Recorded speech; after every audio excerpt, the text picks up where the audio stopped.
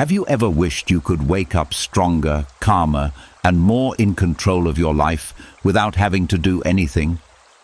What if I told you that while you sleep, your mind could be training itself to become wiser, more resilient, and completely unshakable?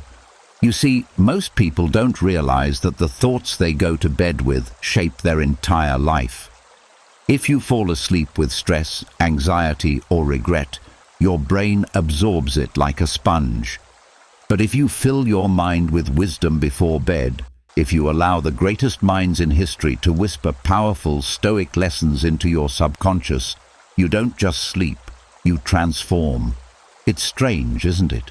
We spend hours trying to fix things during the day, but we forget the most powerful hours happen at night, when your conscious mind lets go and your subconscious takes over. The Stoics understood this long before science confirmed it.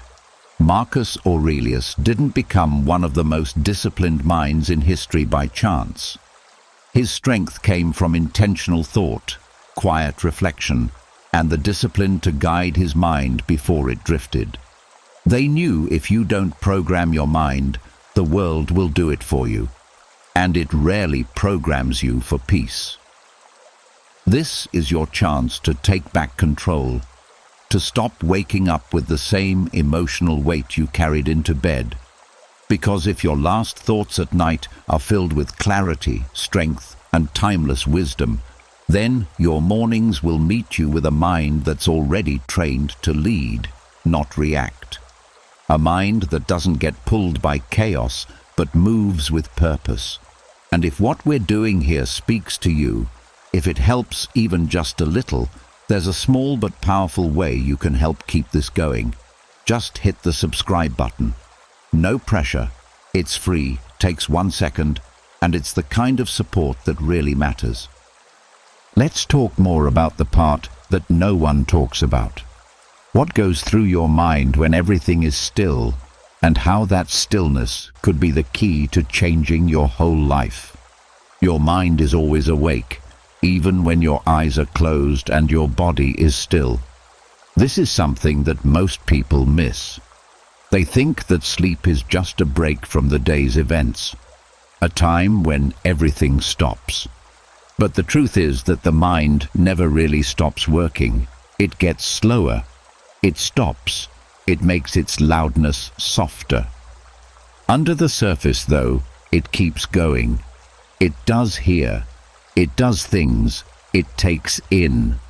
And what it takes in the last few minutes before going to sleep. What you think, feel, and believe at night can affect how you think and feel the next day. There is no lyrical exaggeration here. This is how the mind works. The mind is awake all the time.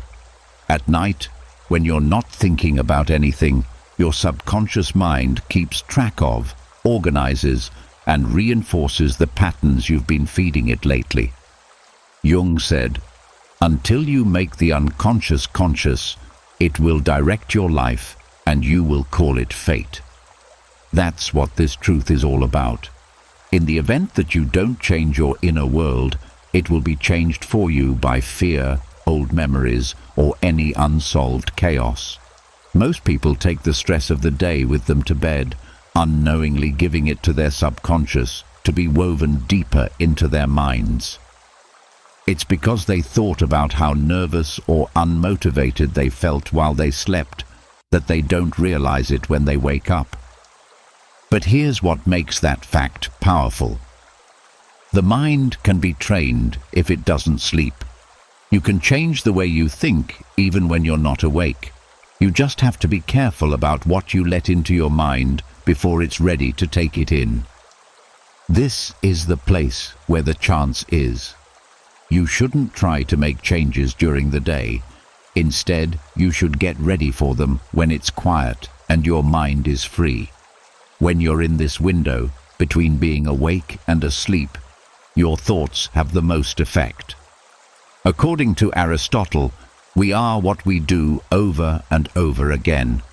If you take that idea beyond action and into thought, you'll see that we become what we think about over and over again. Brain paths are made through repetition. It's true that the more you think about something, the stronger it gets. If you think about fears all the time before bed, those worries will become your normal. However, if you feed your mind strength, perspective, and timeless knowledge, those are the thoughts that will shape how you see the world. Your brain doesn't know the difference between good and bad things for you. It only makes stronger what it gets most of the time. There were no words for what the Stoics knew, but they knew it. They thought that thinking about things every night would clean the mind, not punish people. In his meditations, Marcus Aurelius wrote to himself to remember himself, to keep his thoughts in check.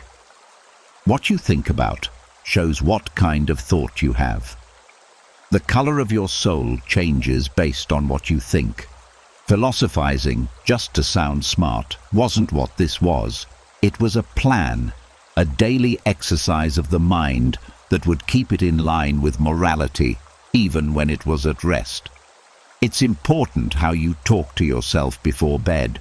The mind does listen, even though it's easy to ignore the talk inside. A small negative thought about yourself said before bed can keep going back and forth for hours, leaving a deeper mark. The same is true for your fears, your anger, and the problems you keep putting off until the dark. When you bring them into bed, your mind pays attention to them. It starts to fix issues that don't need to be fixed. It makes you afraid of things that might not happen, and slowly, quietly, it changes the way you see your life.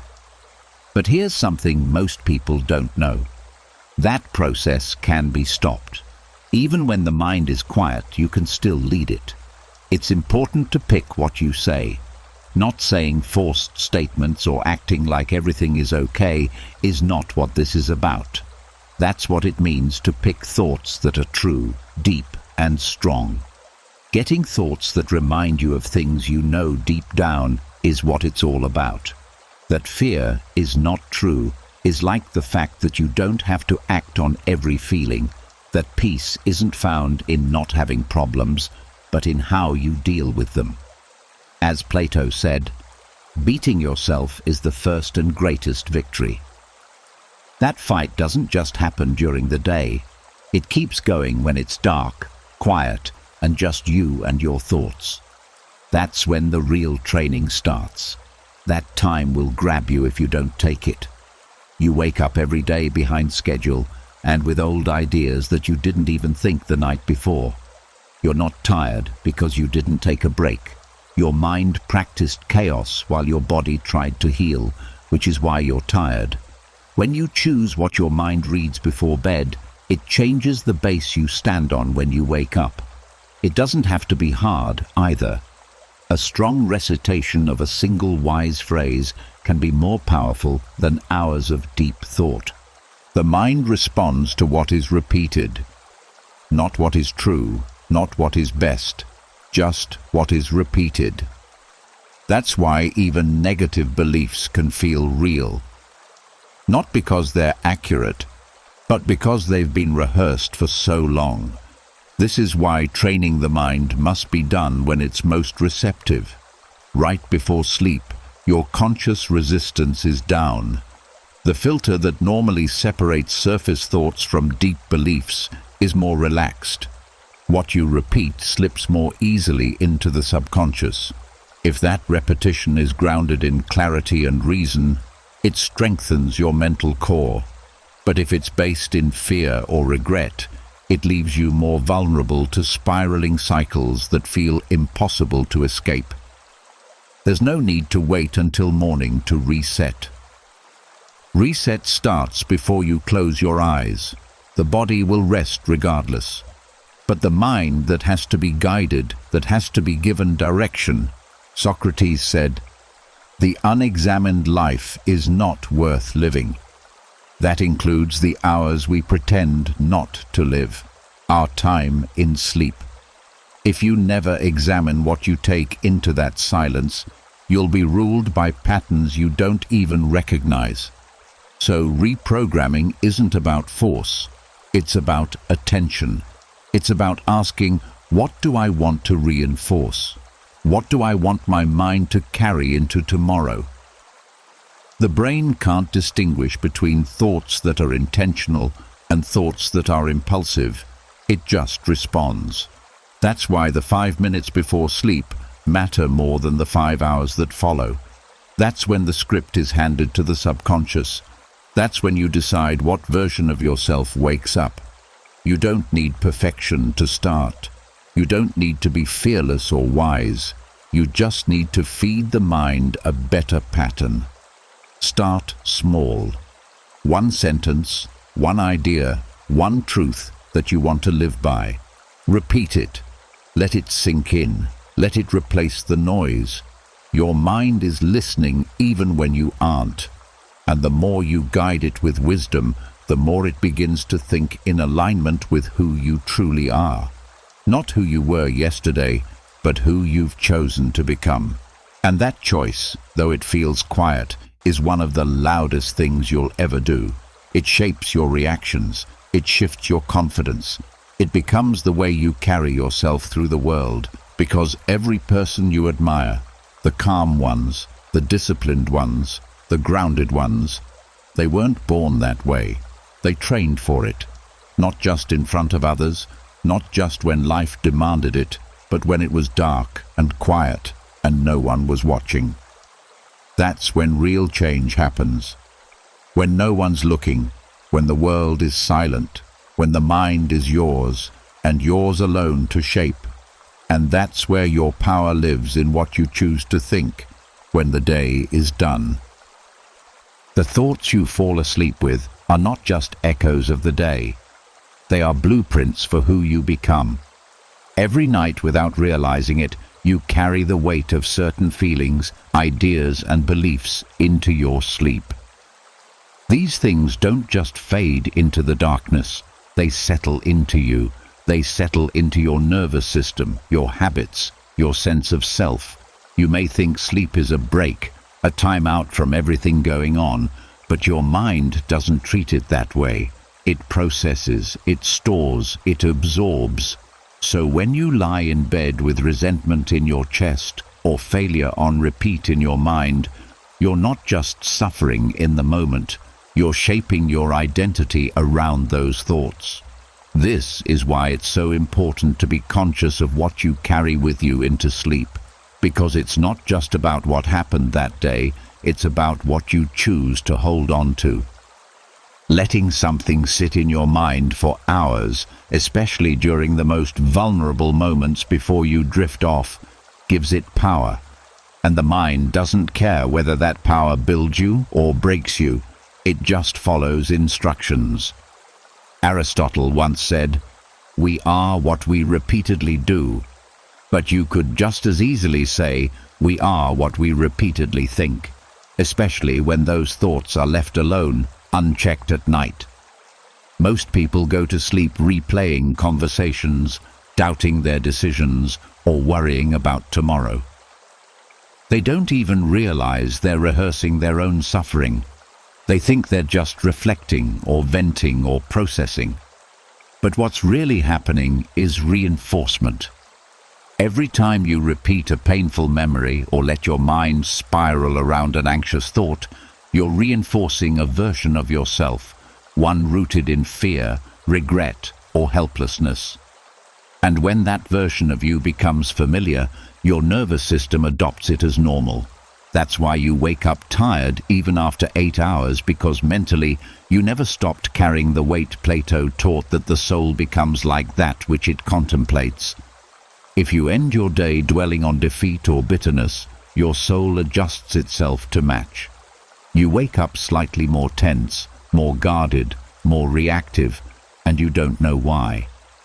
But if you end your day contemplating peace, strength, or truth, you wake up just a little clearer, a little calmer, not because the world changed, but because you did. Because the night gave you a chance to re-enter, and you took it. Think about how many times you've gone to bed thinking about someone who hurt you or a situation that made you feel small. How many times you've fallen asleep in the grip of comparison or shame, wondering if you're enough. These thoughts don't just vanish overnight, they settle deeper. Carl Jung warned that what you resist not only persists, but will grow in size. So when you resist your emotions instead of meeting them with understanding, they don't disappear, they follow you. They shape how you speak, how you make decisions, how you see yourself. But there's another way. There's a quieter, more powerful approach. One that requires discipline, not denial. It starts with asking yourself one thing before bed. What am I choosing to carry into tomorrow? Because make no mistake, that's what's happening. You are not just ending a day, you're preparing the next one. The emotions you allow to marinate in silence become the background music for your morning thoughts, your habits, your moods. And when repeated, they form the inner script that plays unconsciously throughout your life. This is why the Stoics practiced nightly introspection, not to dwell, but to clear, to examine without judgment, to let go of what didn't serve their virtue and reinforce what did. Marcus Aurelius would write to himself each evening, reminding his mind to stay aligned with reason, with justice, with calm. He wasn't trying to be perfect. He was trying to be intentional, to make sure the thoughts he brought to bed would not lead him further from the person he was trying to become. You don't have to fix everything before you sleep. That's not the goal. You just have to be aware. Awareness alone is enough to begin shifting the pattern. When you become conscious of what you're rehearsing, you create a gap, a moment to decide whether this is something worth taking into the night with you, and in that moment, you have power. You can release. You can replace. You can choose a thought that strengthens you instead of one that weakens you, and slowly that choice becomes who you are. The identity you build isn't created through grand gestures or once-in-a-lifetime moments. It's built through the repeated quiet choices you make when no one's watching, especially when you're alone with your mind, especially right before sleep, when you're most honest, most vulnerable. That's where real change begins. Not in the chaos of the day, but in the stillness of the night when you get to decide, what am I feeding my subconscious? Socrates said, the secret of change is to focus all of your energy not on fighting the old, but on building the new. Let that be your anchor. Let that guide how you close your day. Don't fall into the trap of reliving every mistake, every awkward moment, every unkind word that isn't healing. That's mental self-harm disguised as reflection. Healing happens when you stop feeding the loop and start choosing a different story. When you decide not to carry shame but clarity, not resentment but understanding, not anxiety but faith. And no, this doesn't mean pretending everything is fine. It means holding your pain with compassion instead of judgment. It means telling yourself, yes, today was hard, but I don't have to bring that hardness into my rest. It means reminding yourself that growth isn't always loud or dramatic. Sometimes it's as simple as whispering a better thought to yourself and letting it echo through the silence of sleep. The mind remembers what it's told. Most often, it believes what you repeat. So, the most powerful thing you can do is train it to believe in your ability to rise, to handle difficulty, to stay grounded no matter what the world throws at you. Not because you forced yourself to believe it during the day, but because you rehearsed it in the quiet when the world was gone and only you remained. That version of you, the one that carries peace instead of panic, the one that chooses wisdom over worry, doesn't come from luck. It comes from what you carry to bed and what you let go of before you close your eyes. At night, the world goes silent, but your mind speaks louder. Without the noise of conversations, responsibilities, or distractions, your thoughts finally have the stage all to themselves. And that's exactly when your deepest beliefs, your real fears, and the stories you've been telling yourself rise to the surface. What most people don't realize is that this quiet isn't just background noise, it's programming. It's in these final moments before sleep that your mind is most open, most sensitive, and most likely to accept whatever you feed it. And what it accepts becomes the foundation of your reality the next day. During sleep, your conscious guard drops. Your subconscious mind, the part of you that drives 95% of your thoughts, feelings, and decisions, goes to work. It doesn't judge, it doesn't question, it just absorbs and repeats. If you go to sleep thinking you're not good enough, that thought doesn't just vanish by morning. It lingers. It affects how you interpret people's reactions. It influences how confident you feel, how willing you are to take risks, how you talk to yourself when something doesn't go your way. Sleep doesn't reset the mind, it reinforces it. Carl Jung once said, "Until you make the unconscious conscious, it will direct your life and you will call it fate." That's exactly what happens with nighttime thoughts. They become the script your subconscious runs on, and because most people never question that script, they wake up and walk through the day unknowingly acting out last night's doubts. They wonder why they keep falling into the same emotional patterns, the same cycles of overthinking or avoidance. But the answer was planted the night before, quietly, consistently, invisibly. The Stoics believed that control begins in the mind, not in the world. And the most overlooked place to practice that control is right before you fall asleep. It's easy to think that your day starts in the morning, but in reality, it begins the night before. The tone of your day is set by the last few thoughts you allow to settle into your nervous system. That's the soil. And whatever you plant there, worry, hope, bitterness, gratitude, that's what will grow when the sun comes up. If you sleep in stress, you wake up in survival mode. Your brain is already scanning for threats, already looking for what might go wrong.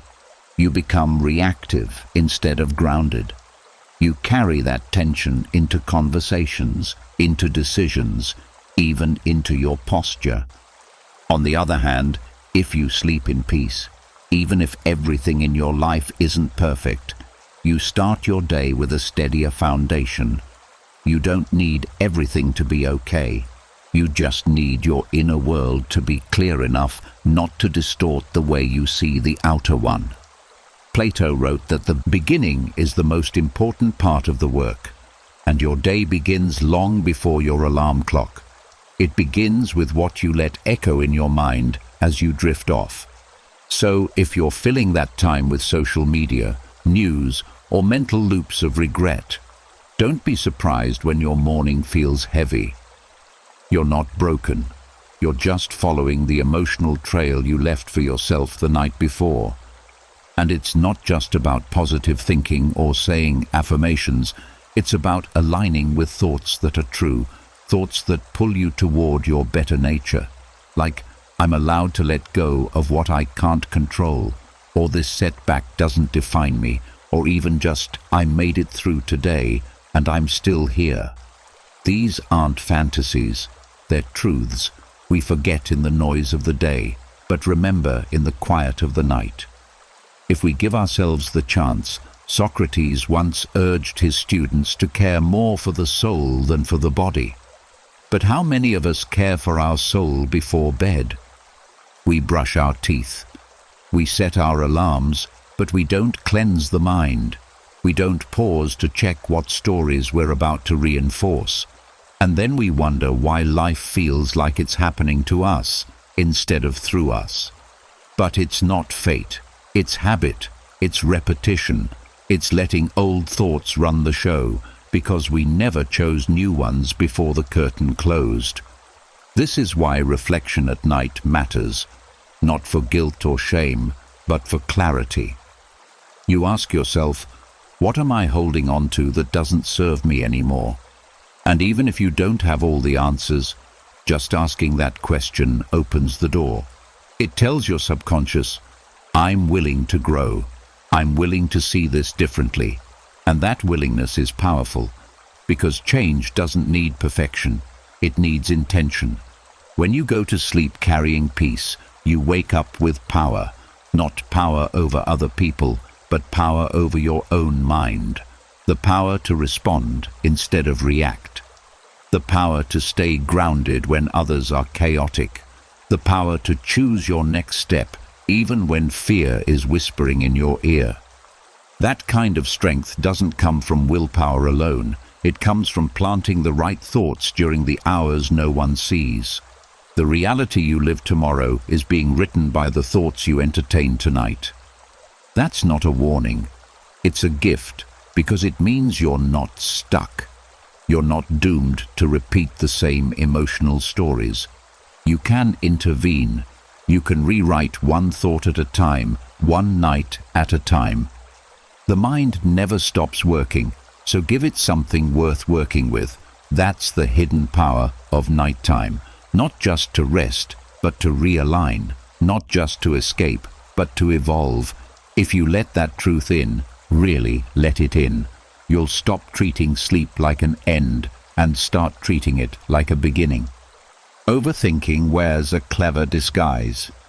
It shows up looking like concern, preparation, responsibility. It tells you you're just being thorough, that you're making sure nothing goes wrong. But behind that mask, overthinking is quietly draining your energy and confidence. It pretends to protect you while secretly imprisoning you inside a mental loop with no exit. What seems like reflection is actually rumination. Thoughts spinning in circles, never landing anywhere useful. Reflection helps you grow.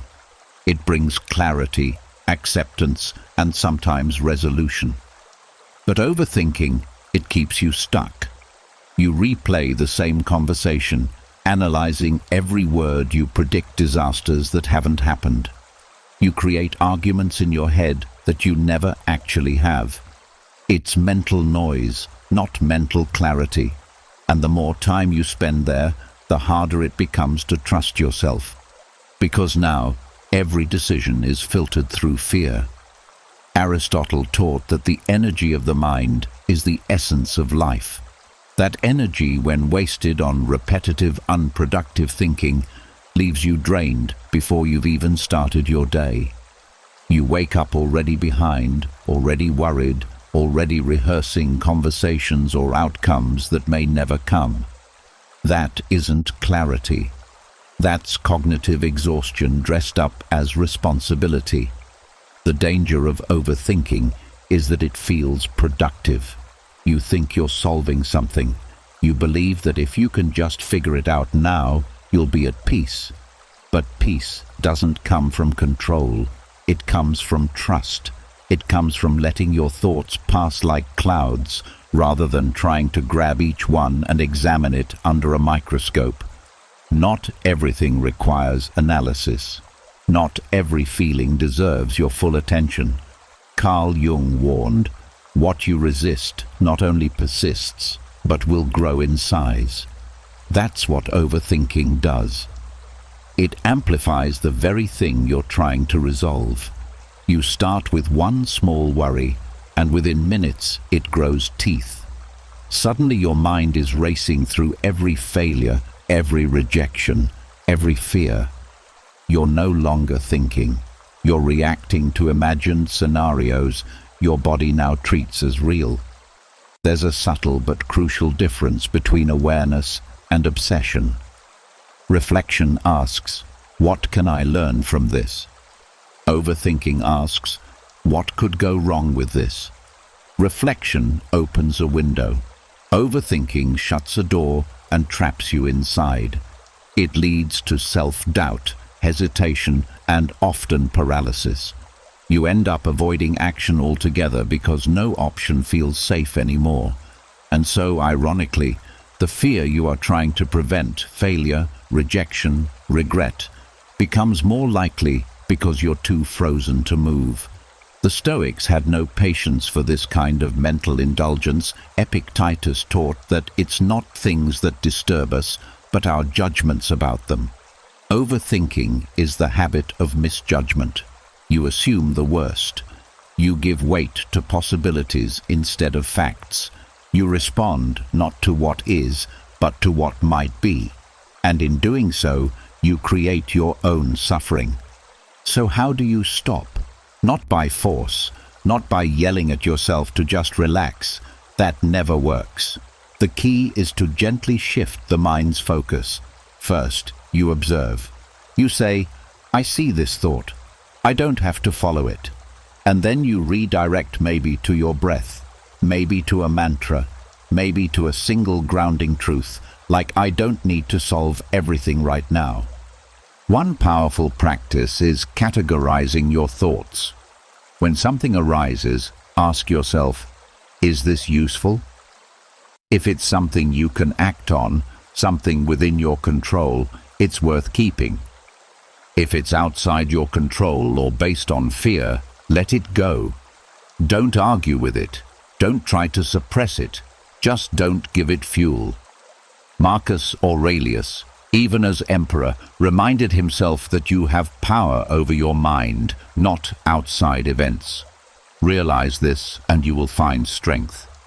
Overthinking happens when we reverse that, when we try to control outside events with our mind, when we believe that thinking hard enough will protect us from pain. But pain is part of life, and thinking about it endlessly won't prevent it. It just brings it forward before it even arrives. Reflection is a flashlight. Overthinking is a strobe light. One helps you see, the other blinds you. The goal isn't to stop thinking. It's to think better, to choose thoughts that serve you, that guide you, that calm you. Let your mind rest. Let it process without interference. Your subconscious is wise. It knows what to do if you'll just stop interrupting it with noise. Before bed, this matters even more because your mind doesn't turn off when you sleep. It continues to process whatever you last gave it. If you feed it fear, it will echo fear all night. If you feed it clarity, it will settle. That's not philosophy, that's neuroscience. Your brain consolidates memories and emotions while you sleep. What you think about at night becomes your emotional reality by morning. That's why overthinking at night is one of the most damaging habits you can carry. It poisons the subconscious. It keeps your nervous system activated. It denies your body and mind the chance to repair. And when repeated often enough, it becomes a default setting. You stop being a thinker and start being a worrier. That identity shift happens quietly, almost unnoticeably, but it changes everything. But here's the truth most people miss. You are not your thoughts. You are the one watching them. You can step back. You can listen without obeying.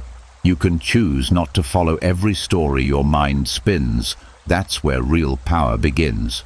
Not in thinking more, but in thinking less and with more intention. Overthinking isn't intelligence, it's hesitation. It's a symptom of fear, are dressed up as logic. And once you recognize that, you can start creating space between you and your thoughts. You can say, not now, not this thought, not tonight. And that small moment of distance, that's freedom. That's clarity. That's the beginning of breaking the cycle of self-sabotage and stepping into a life led by intention rather than anxiety. Not because you've silenced your mind, but because you've learned how to guide it. The Stoics understood something about sleep that most of us have completely forgotten. Sleep isn't just physical rest, it's mental preparation. It's not just about closing your eyes and shutting off your body. It's about what you carry into the darkness and how that shapes who you become when the light returns. They saw sleep as a sacred transition, a daily death of sorts, where your mind sheds the noise of the day and prepares to rise wiser, calmer, and more in control. In the modern world, though, we treat it like a pause button, a passive activity, something we do after we've drained every ounce of our attention, scrolling, worrying, racing to fit more into a day that already demands too much. But to the Stoics, sleep wasn't an escape. It was an opportunity, a time when the soul could return to itself.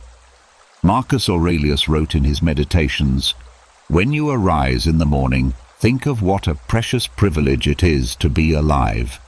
But that insight wasn't born in the morning. It was prepared the night before in silence, in reflection, in stillness. He believed in ending each day with thought, with gratitude, and with inner review. Not to punish the self, but to purify it.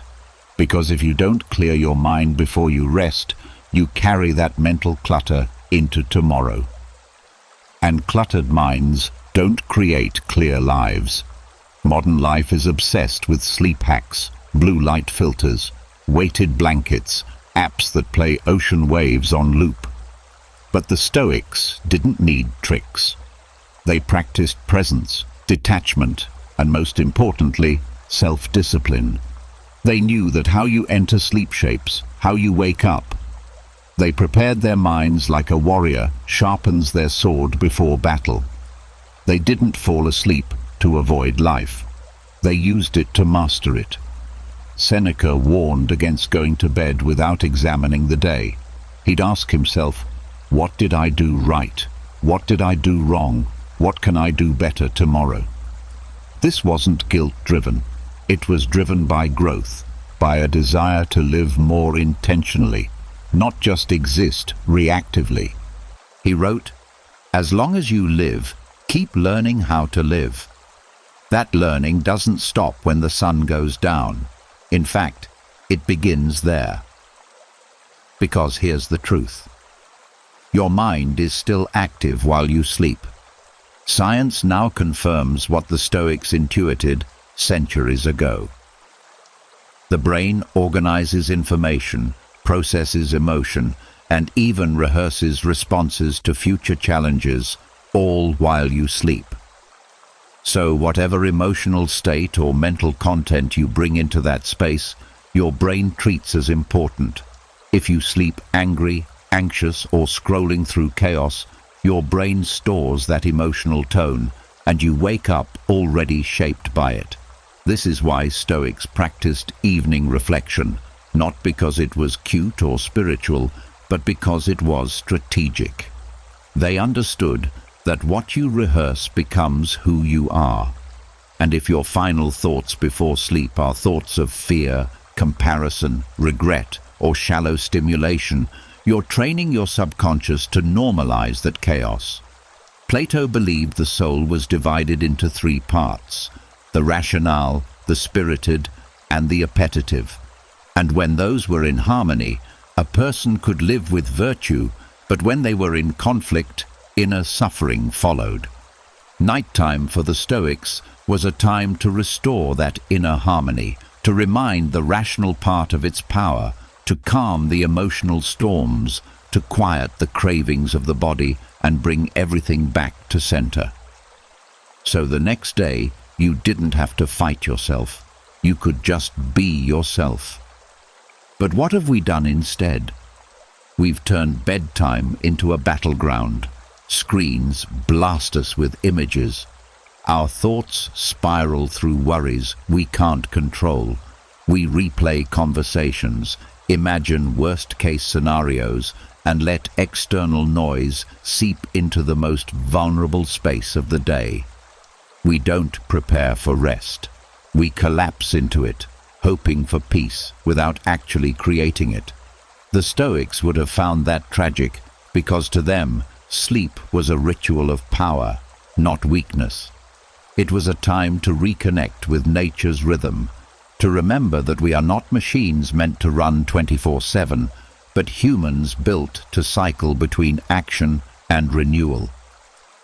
Nature does nothing in vain, Aristotle wrote, and that includes sleep. It's not wasted time, it's necessary time. If you use it well, it doesn't just heal your body, it refines your mind. Carl Jung once said, "Until you make the unconscious conscious, it will direct your life, and you will call it fate." What you feed your unconscious before bed becomes the foundation of your waking life. That's why the Stoics guarded the gate to their sleep. They didn't allow anything to enter lightly. They chose their final thoughts with care, because they knew those thoughts would echo long after the eyes closed.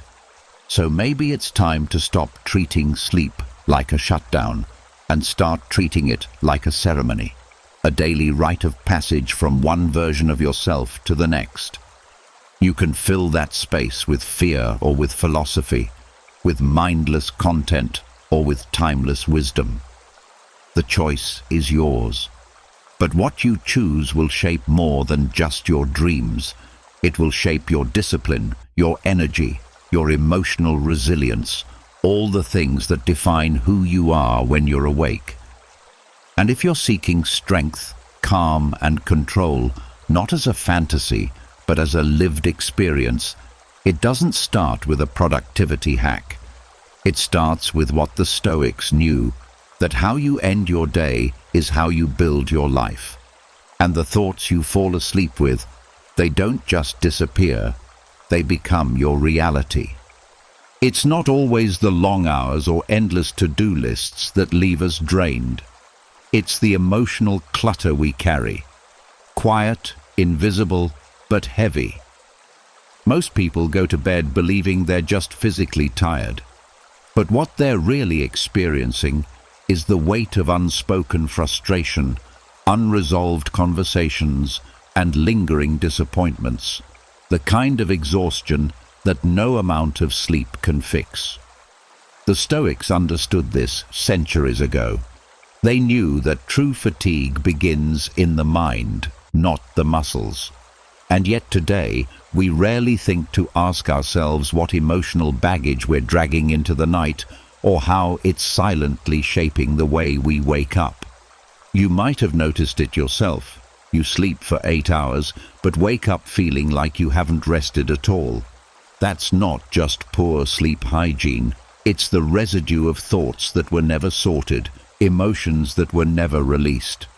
Aristotle believed that moderation and balance were the key to a well-lived life, but emotional imbalance, especially when ignored, accumulates like noise in the background.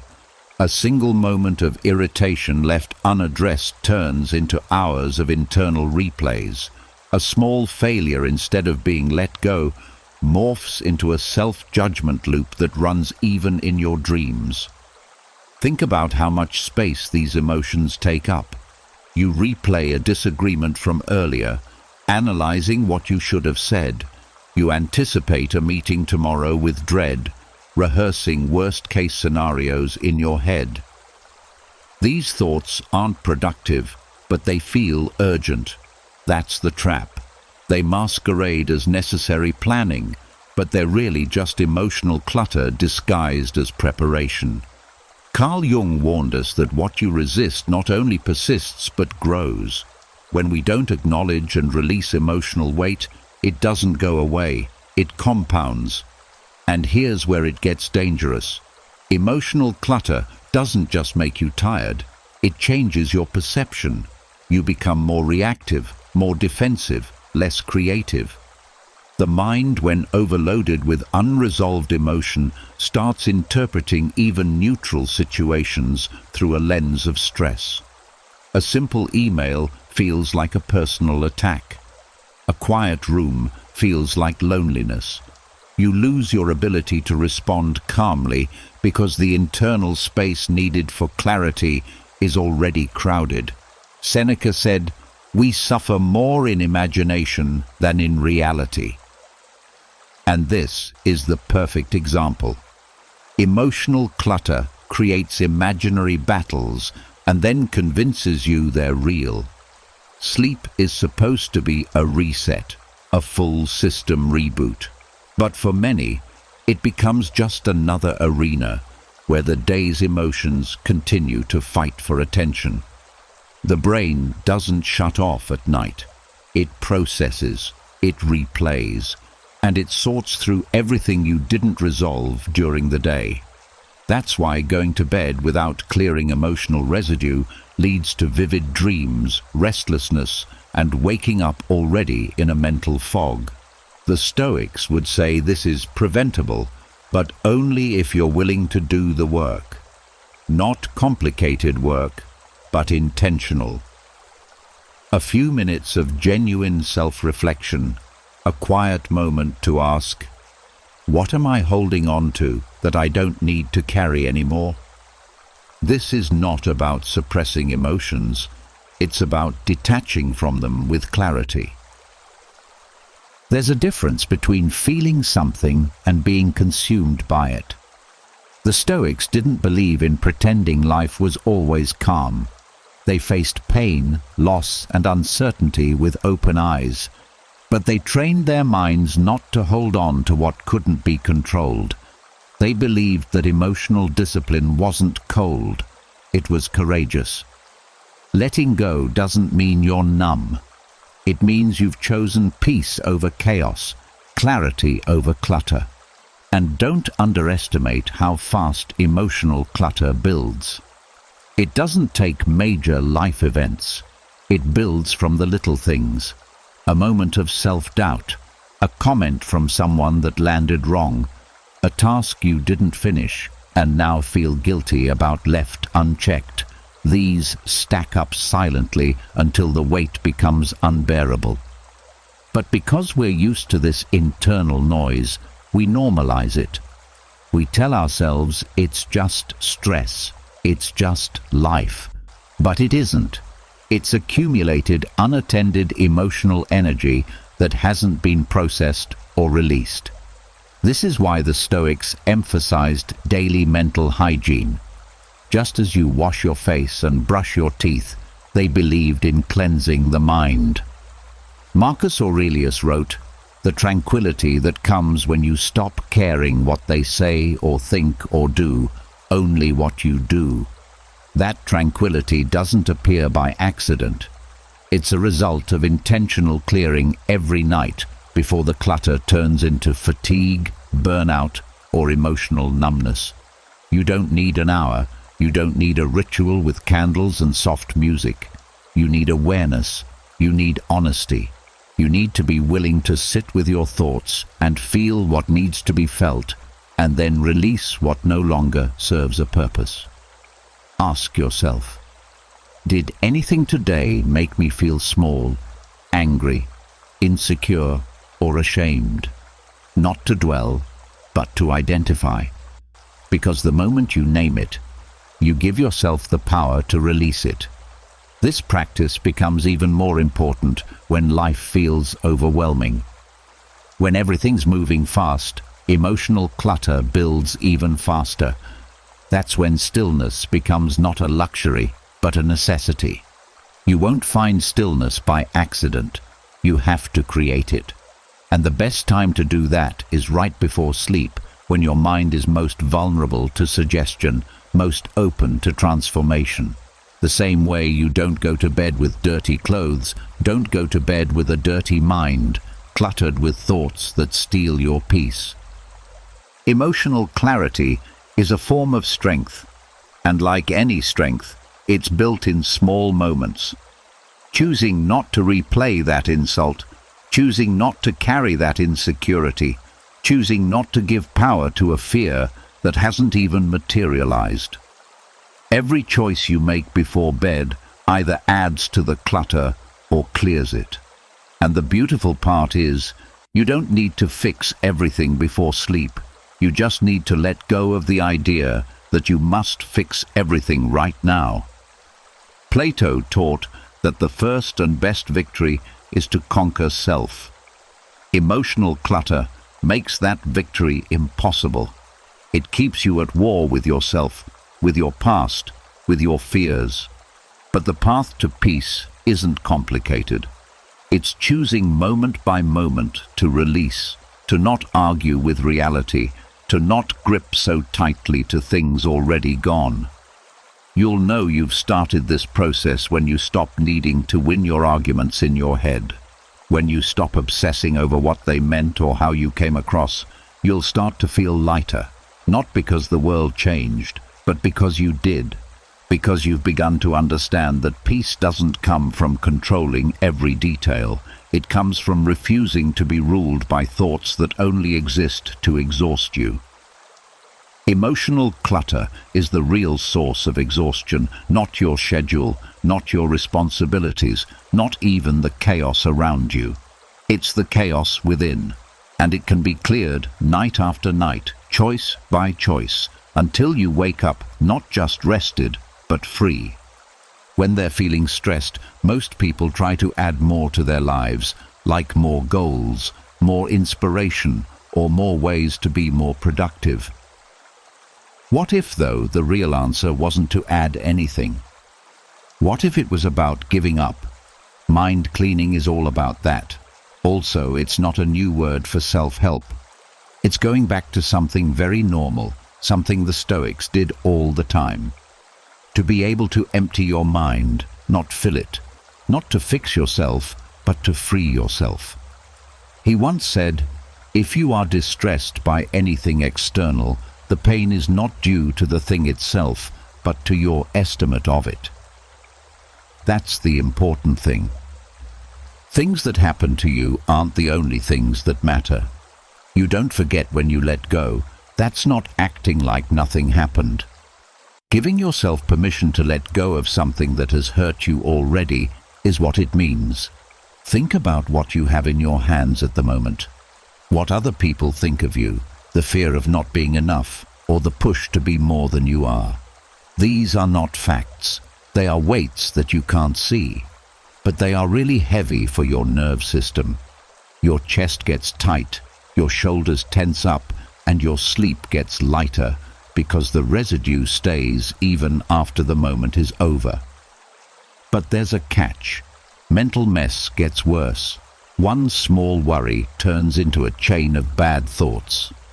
One bad experience changes your whole day. As Carl Jung warned, your unconscious will run your life until you make it aware. You will then call it fate.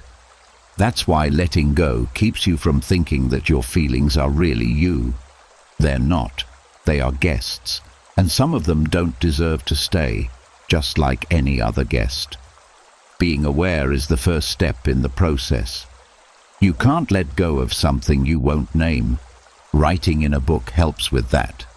It's not magic that it solves your problems, it just takes the chaos out of your thoughts and puts it somewhere else. Writing is a way to separate from things. It states, "This belongs to me, but it isn't me." That space between them makes room, and things start to become clear in that room, not flashy or sudden, but steady and true. Being okay with it is the next step. There may not be a way to end everything you're holding on to. Some people won't say sorry. Things will not always make sense. You don't have to fully understand something in order to let it go. It means you have chosen not to let anger or confusion control your life. Socrates thought that life without questioning it wasn't worth living. But many people make this mistake. They think about their pain for so long that they forget to let it go. Don't think too much about what you're doing to understand it well enough to say, "I learned what I needed to. It's time to move on." A real cleaning for the mind doesn't happen just once. You make it every day, like when you clean your room before bed. You don't wait until it's too dangerous to live in. You take care of it little by little. A short time of silence, a walk without your phone, writing in your diary for one page, and being able to say no when you want to.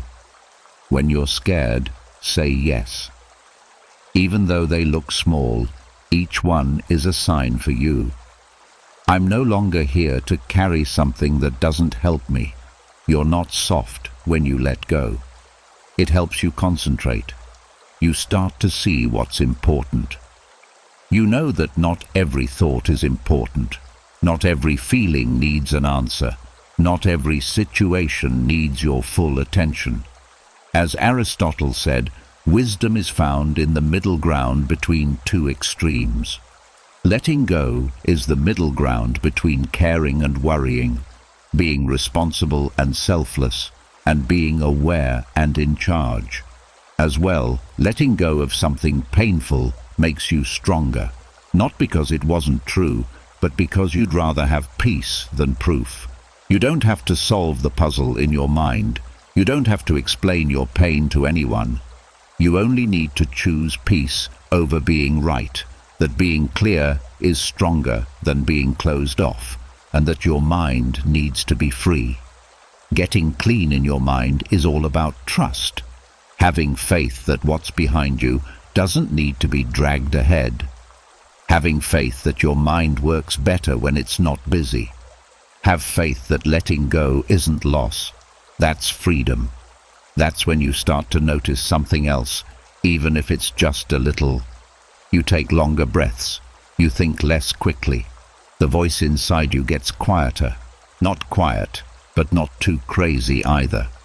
And there is something amazing that happens in the quiet. You feel more like yourself now. This is what the Stoics wanted. Not an ideal life, but a calm one. A mind that is steady, present, and free of the weight of what doesn't fit one, that isn't always chasing, fighting, or replaying. Don't ask what you need to do the next time your mind is heavy. Find out what you're ready to let go of. That's where the real power is. Most people go to bed thinking they need to fix something, a broken relationship, an unfinished task, a regret from earlier in the day. The mind stays active, not because there's action to take, but because it's unwilling to let the thought pass, and that's the real problem. It's not that we're thinking too much, it's that we're refusing to stop. The mind believes that if it just thinks one more time, it will finally figure everything out. But the truth is, most of the time there's nothing to solve. There's only something to release. There's a difference between reflection and rumination. Reflection is clarity. It helps you grow, understand, and move forward. Rumination, though, is a trap. It feels like you're being productive because you're thinking so intensely, but you're really just spinning in circles. Carl Jung said, "What you resist not only persists, but will grow in size." The more you try to force closure with your thoughts, the more power they take. You can't force the mind to settle by adding more thought to it. Just like you can't calm a storm by shouting over the wind.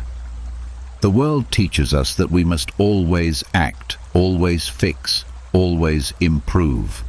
But sometimes the deepest wisdom comes from doing nothing, from letting a thought rise and fall without grabbing onto it. Not every emotion needs a response. Not every problem is meant to be handled at midnight. Sleep is not the time to sort through everything. It's the time to let it float by, like clouds passing through an open sky. That's not avoidance, it's wisdom. We've been conditioned to treat every thought like an emergency, something urgent, something important. But think about how many of those late-night worries still mattered the next day. Think about how often you've lost sleep over a conversation that turned out to be meaningless. That's the cycle. The mind craves control, so it tries to untangle things in the quiet hours. But the Stoics knew better. Epictetus reminded us, "It's not what happens to you, but how you react to it that matters, and your reaction doesn't always need to be action. Sometimes it needs to be silence, stillness, space." Letting go is not about being careless. It's about recognizing that you've done what you can. You've shown up, you've tried, you've thought about it enough. the rest that belongs to time or to someone else or to something greater than your own mind. You release it, not because it's solved, but because holding on to it is doing more harm than good. Holding on robs you of rest. And when you lose rest, you lose perspective, the ability to respond calmly, the strength to carry on, the clarity to see what really matters. People often think they need more motivation, more tools, more breakthroughs, but sometimes what they really need is less noise, less pressure, less mental weight. The strongest people aren't the ones who hold on to everything. They're the ones who know when to let go. Socrates once said, "Beware the barrenness of a busy life." The same is true for the mind. A mind too busy solving everything has no room to breathe, no space to heal, no capacity to enjoy peace. Before bed, we must retrain the mind. Instead of asking, "How do I fix this?" try asking, "Can I let this go for now?" That shift in focus makes all the difference. You begin to notice that most of what keeps you up isn't the situation itself. It's your unwillingness to release it. You've made it a part of your identity. You've convinced yourself that if you stop thinking about it, it'll spiral out of control. But ironically, letting go is what brings things back into balance. Psychologically, detachment is one of the most powerful tools we have. It doesn't mean we stop caring, it means we stop carrying. Aristotle taught that the energy of the mind is the essence of life. So, where's your energy going? Into loops you've already walked through 100 times, into fears that haven't even happened, into emotions that aren't serving any real purpose. Then maybe the bravest thing you can do tonight is simply this: drop it, set it down, and see who you are without that weight. Even when things are unresolved, you still deserve rest. Even when the day felt like a failure, you still deserve peace. That's not weakness, that's strength. Because the person who can put down their thoughts before sleep is the person who will rise the next day stronger, more focused, more present, more prepared. Letting go doesn't mean you don't care. It means you care enough about your mental clarity to stop bleeding energy into what you can't control. The mind is not a machine that's meant to run all night. It's a garden. It needs time to rest, to grow, to breathe. You don't need to solve everything. You just need to trust that peace is possible even when answers aren't. And that's what the Stoics knew. That clarity isn't found in holding on tighter, it's found in releasing the grip, in walking away from the war inside your own head and saying, "Not tonight." It's found in the quiet discipline of surrender. And in that surrender, the mind doesn't collapse, it expands, it opens, it finds room again, and that's where peace begins. There's a reason your thoughts feel louder at night. It's not because there's more going on, it's because there's less noise, less distraction, less demand for your attention from the outside world. And in that stillness, the mind finally becomes visible. You start to notice the patterns that were running silently in the background all day. The worries, the doubts, the unspoken fears, they rise like echoes in an empty room. And here's the truth. That silence, as uncomfortable as it might feel, is your greatest opportunity, because the mind is most impressionable in the dark. You don't train a warrior on the battlefield, you train them in quiet, in private, in repetition. The same is true for the mind. When you're not being pulled in 10 different directions, when you're not reacting to life, but sitting still with it, that's when transformation happens. Carl Jung once wrote, "Who looks outside dreams, who looks inside awakes." The night invites you to look in, not to escape the world, but to confront the parts of yourself that can't hide when the lights are off. The brain doesn't stop working just because the day is over. In fact, your subconscious becomes more active while you sleep. That's when it processes your emotions, your memories, your beliefs. So, the thoughts you allow in those final moments before sleep don't just fade into the dark, they're carried deeper. They settle into your wiring. That's why the Stoics reflected at night, not to beat themselves up, but to program their minds on purpose. Marcus Aurelius, after ruling an empire, would sit with his journal and ask, "What did I do well? What could I have done better? What am I holding on to that needs to be released?" It wasn't ritual, it was reinforcement. Modern life makes this harder. The blue glow of a screen, the endless scroll, the background noise we call comfort. But when you strip all that away, you return to the state the Stoics mastered, conscious stillness, that moment when you can see your own mind and choose what stays. Training the mind doesn't have to be complex. It doesn't require loud affirmations or motivational speeches. Sometimes it just means sitting in silence and watching what thoughts come without trying to change them. Not reacting, just observing. That alone is practice. That alone is progress. Aristotle believed that excellence is not an act, but a habit. He wasn't talking about public victories. He was talking about private discipline, the habits formed when no one's watching. And the most consistent habit we all share is sleep. Night comes whether we want it or not. The question is, what are we doing with that window? Most people use it to numb or escape. But what if you used it to rewire? What if every night was a lesson in patience, in clarity, in letting go? The mind is softest when it's tired.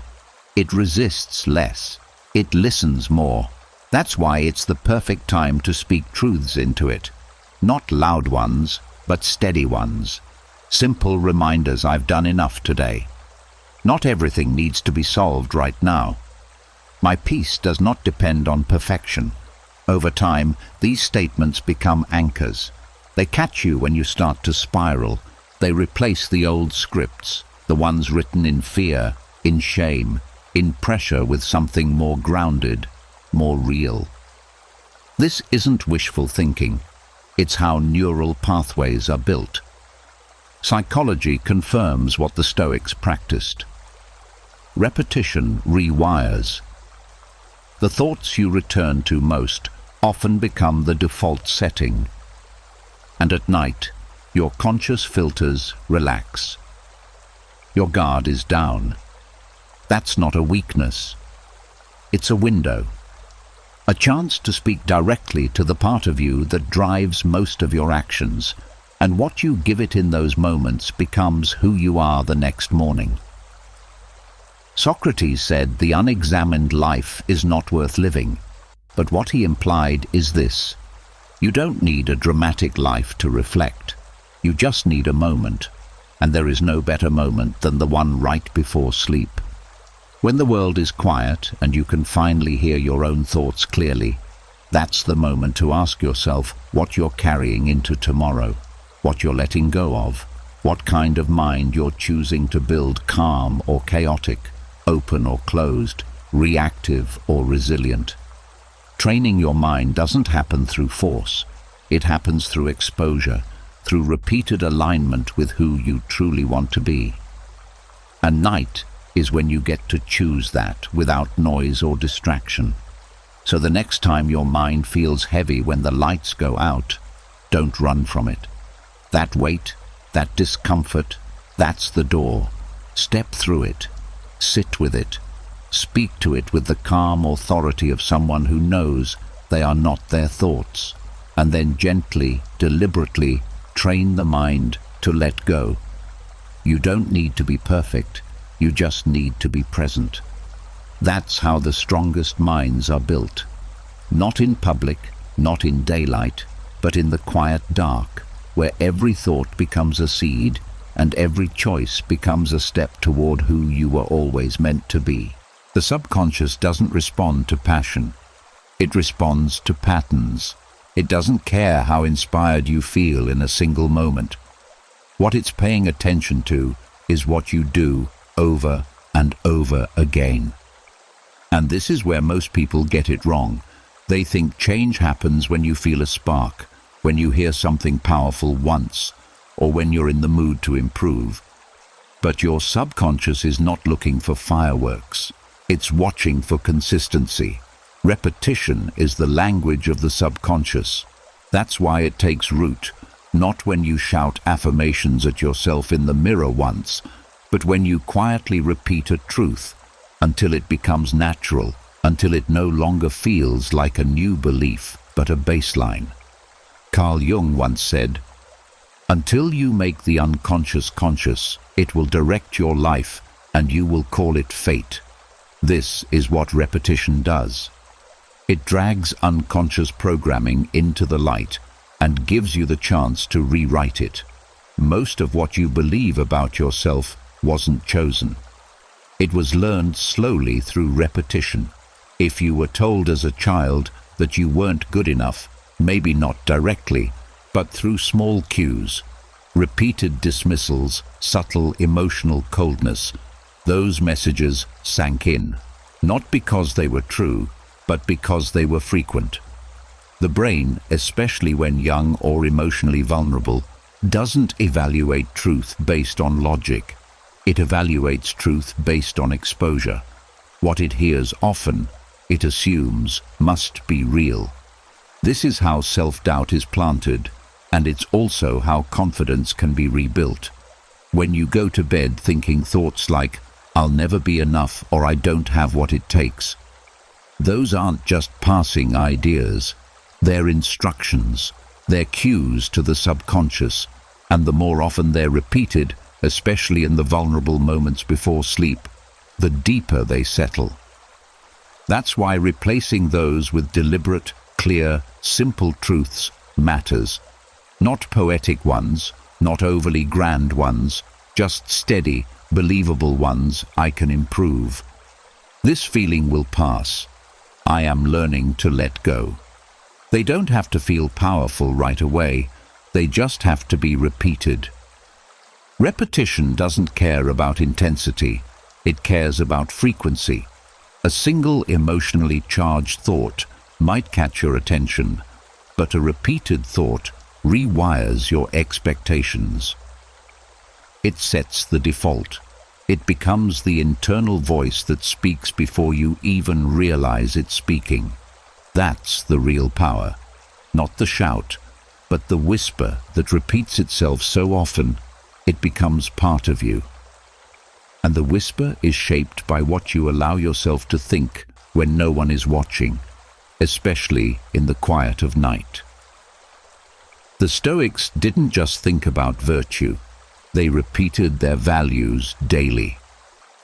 Marcus Aurelius didn't wait until things fell apart to remind himself of what mattered. He wrote down the same truths again and again about impermanence, about control, about responsibility. Why? Because he understood that a single insight, no matter how profound, won't stand against daily stress unless it's reinforced. As Epictetus put it, first say to yourself what you would be, and then do what you have to do. Saying it once is not enough. You have to say it every day. This isn't about blind repetition. It's not about forcing yourself to believe something that isn't aligned with reality. It's about choosing thoughts that serve you and reinforcing them until your subconscious takes over. Think about it. How did you learn to walk or drive or even speak your native language? Through countless tiny repeated movements, mistakes were made. Corrections followed. But over time, the brain said, "Okay, I get it. I'll take it from here." The same process applies to emotional discipline, to clarity, to calm. When you repeat thoughts like, "I can't handle this," or "This always happens to me." Your subconscious begins to shape your actions, your tone, your posture to match that story. But when you consistently offer it a new script, "I'm adapting. I've made it through worse." Not everything needs a reaction. You're not just speaking differently, you're building new wiring. And over time, your emotional responses begin to change without you forcing it. Plato wrote, "The first and best victory is to conquer self." But how is that done? Through consistent mental training, through replacing chaos with structure, one small moment at a time. And repetition is the tool. The quiet ritual of saying the same thing again and again and again until it no longer feels like an effort, until it feels like you. That's how people become grounded. Not by chasing peak emotions, but by choosing a message and returning to it until it sticks. This is why the moments before sleep matter so much. It's the window where the mind is no longer distracted, no longer resisting. It's soft, open, and if you feed it fear, it will rehearse anxiety while you sleep. But if you feed it discipline softly, gently, with repetition, it will begin to trust that discipline. It will make it the default. So when you wake up and the challenges come, you're not scrambling to remember how to think. You're already thinking from a stronger foundation. Repetition is how belief becomes identity.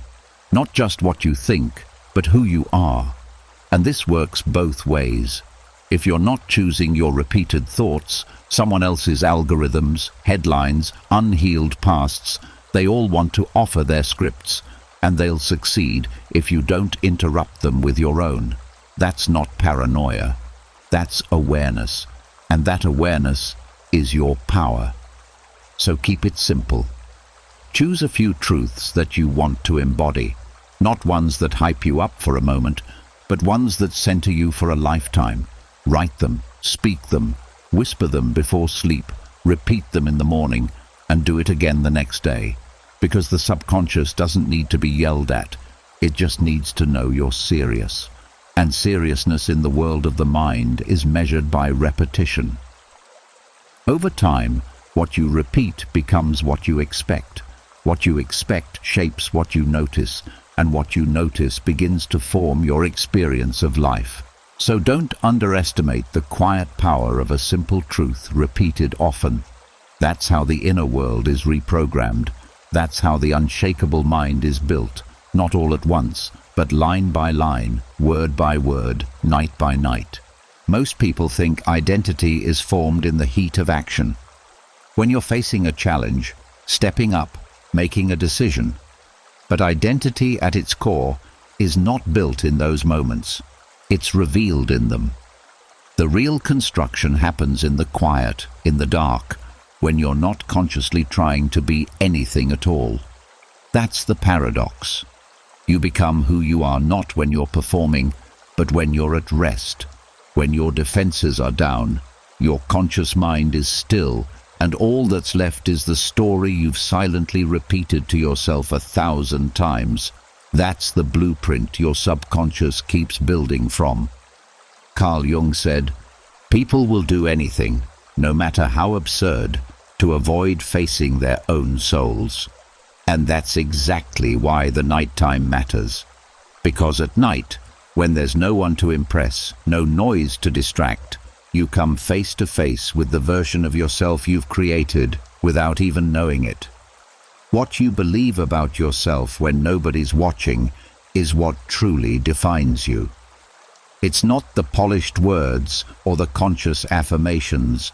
It's the internal voice that speaks when you're too tired to pretend. The hours before you fall asleep are not passive. They are formative. Your brain doesn't just shut off.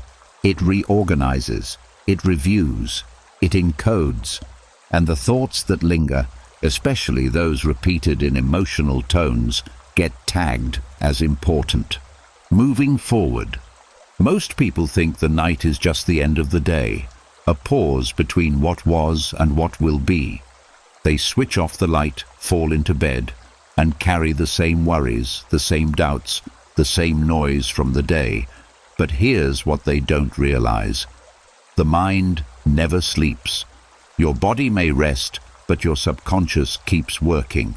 And whatever you plant in it right before you close your eyes, those last thoughts, those last feelings, that's the seed that grows while you sleep.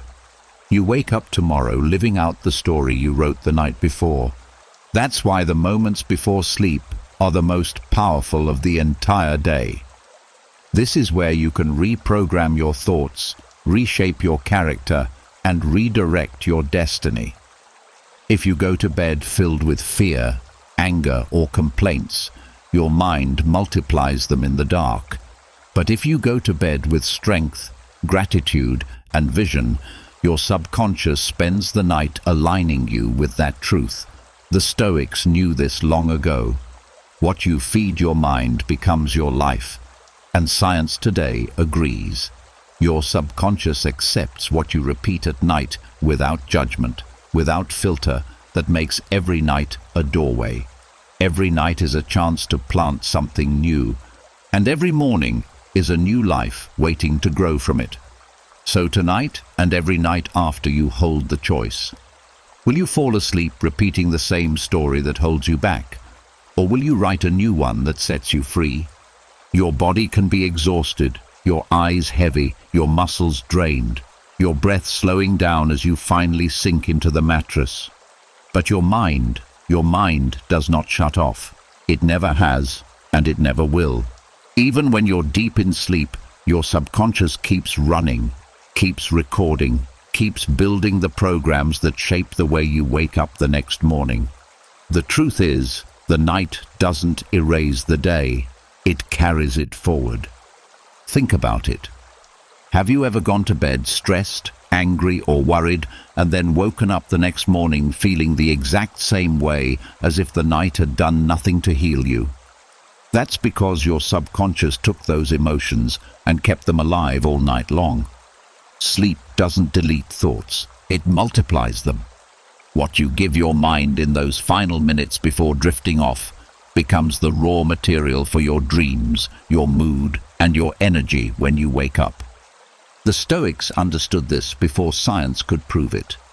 Marcus Aurelius wrote that the soul becomes dyed with the color of its thoughts. What you dwell on becomes who you are. And the quiet hours of the night when your conscious defenses are down are the most powerful time for those thoughts to sink in. In the silence before sleep, you hand your subconscious a script, and tomorrow it plays it out. Now, here's where it gets real. Most people hand their mind the worst kind of script. They scroll endlessly on their phones, feeding their brain with noise, fear, comparison, or empty distraction. They fall asleep replaying arguments, regrets, or self-criticism.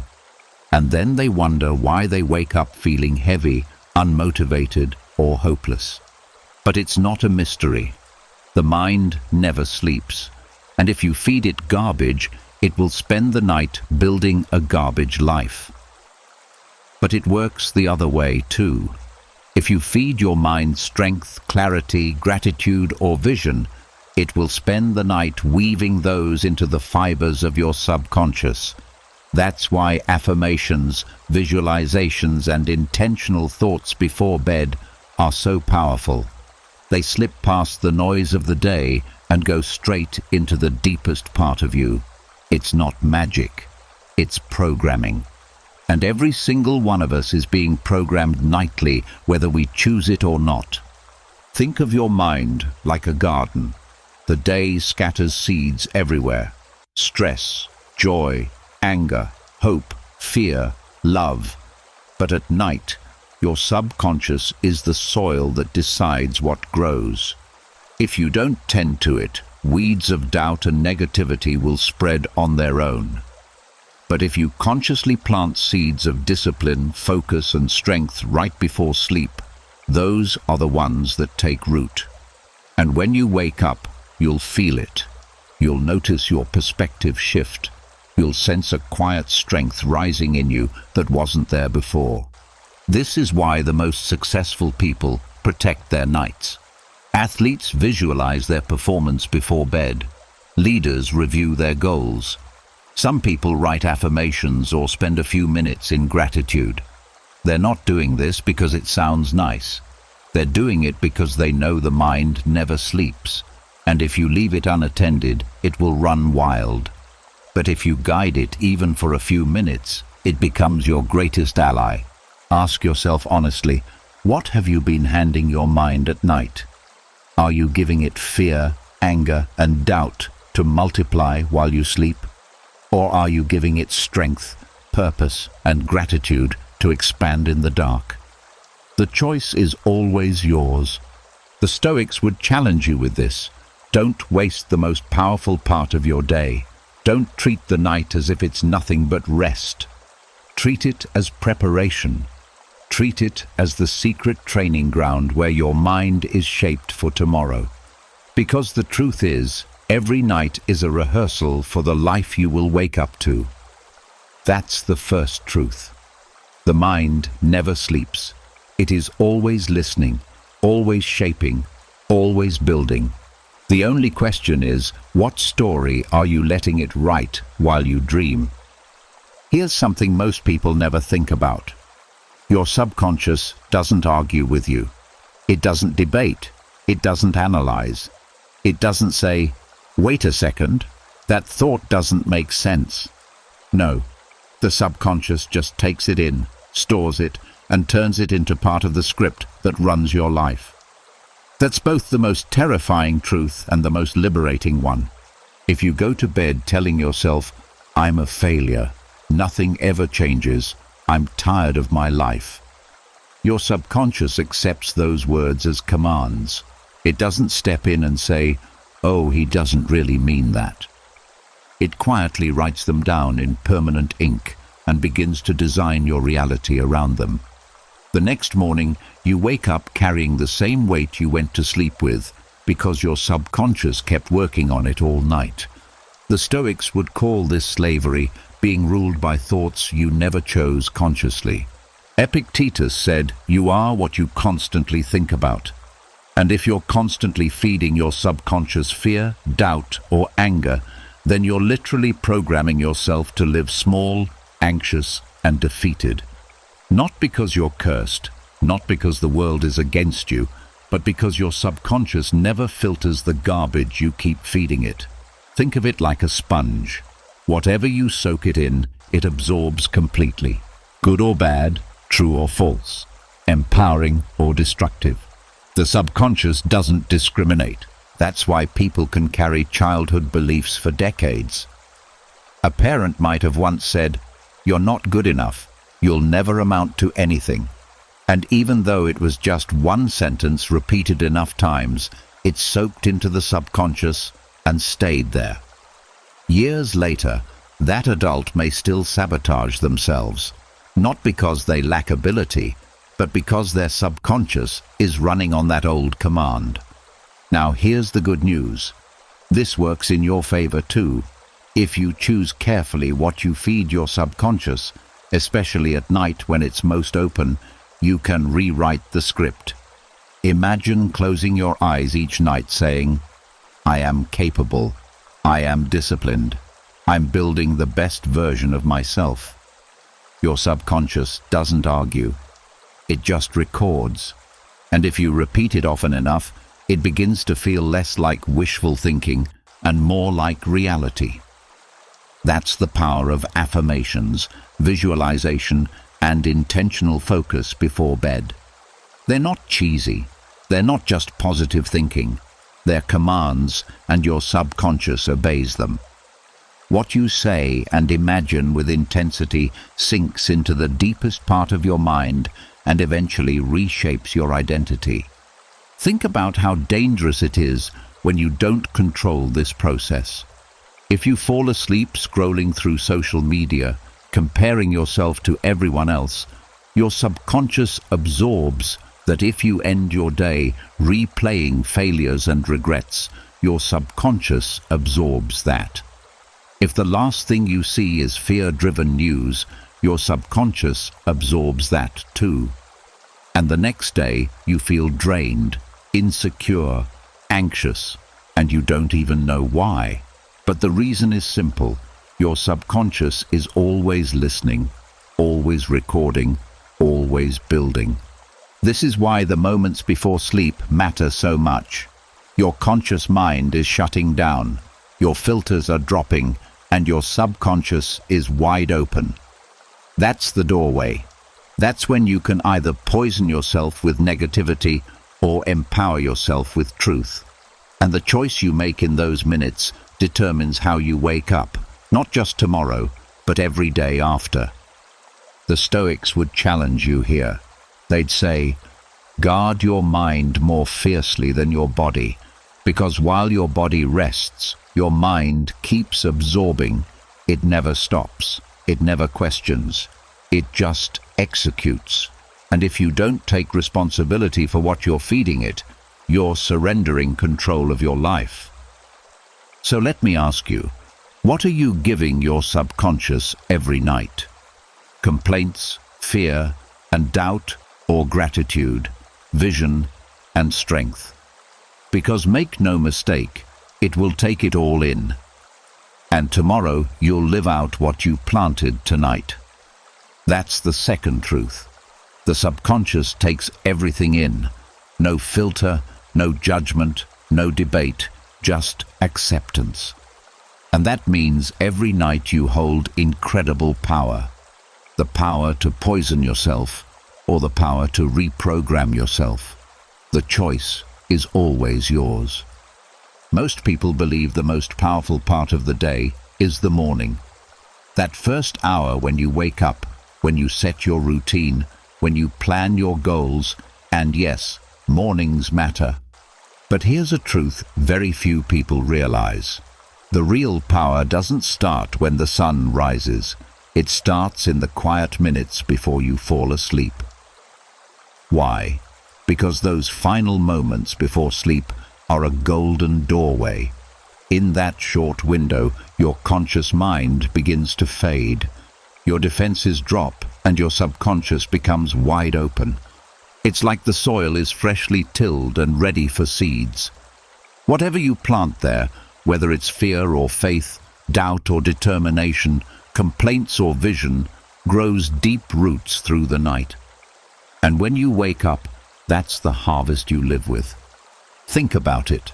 In the morning, you're already running. The world is loud. Responsibilities are calling. Distractions are everywhere. But at night, in those last minutes before sleep, everything slows down. The outside noise fades. It's just you and your thoughts.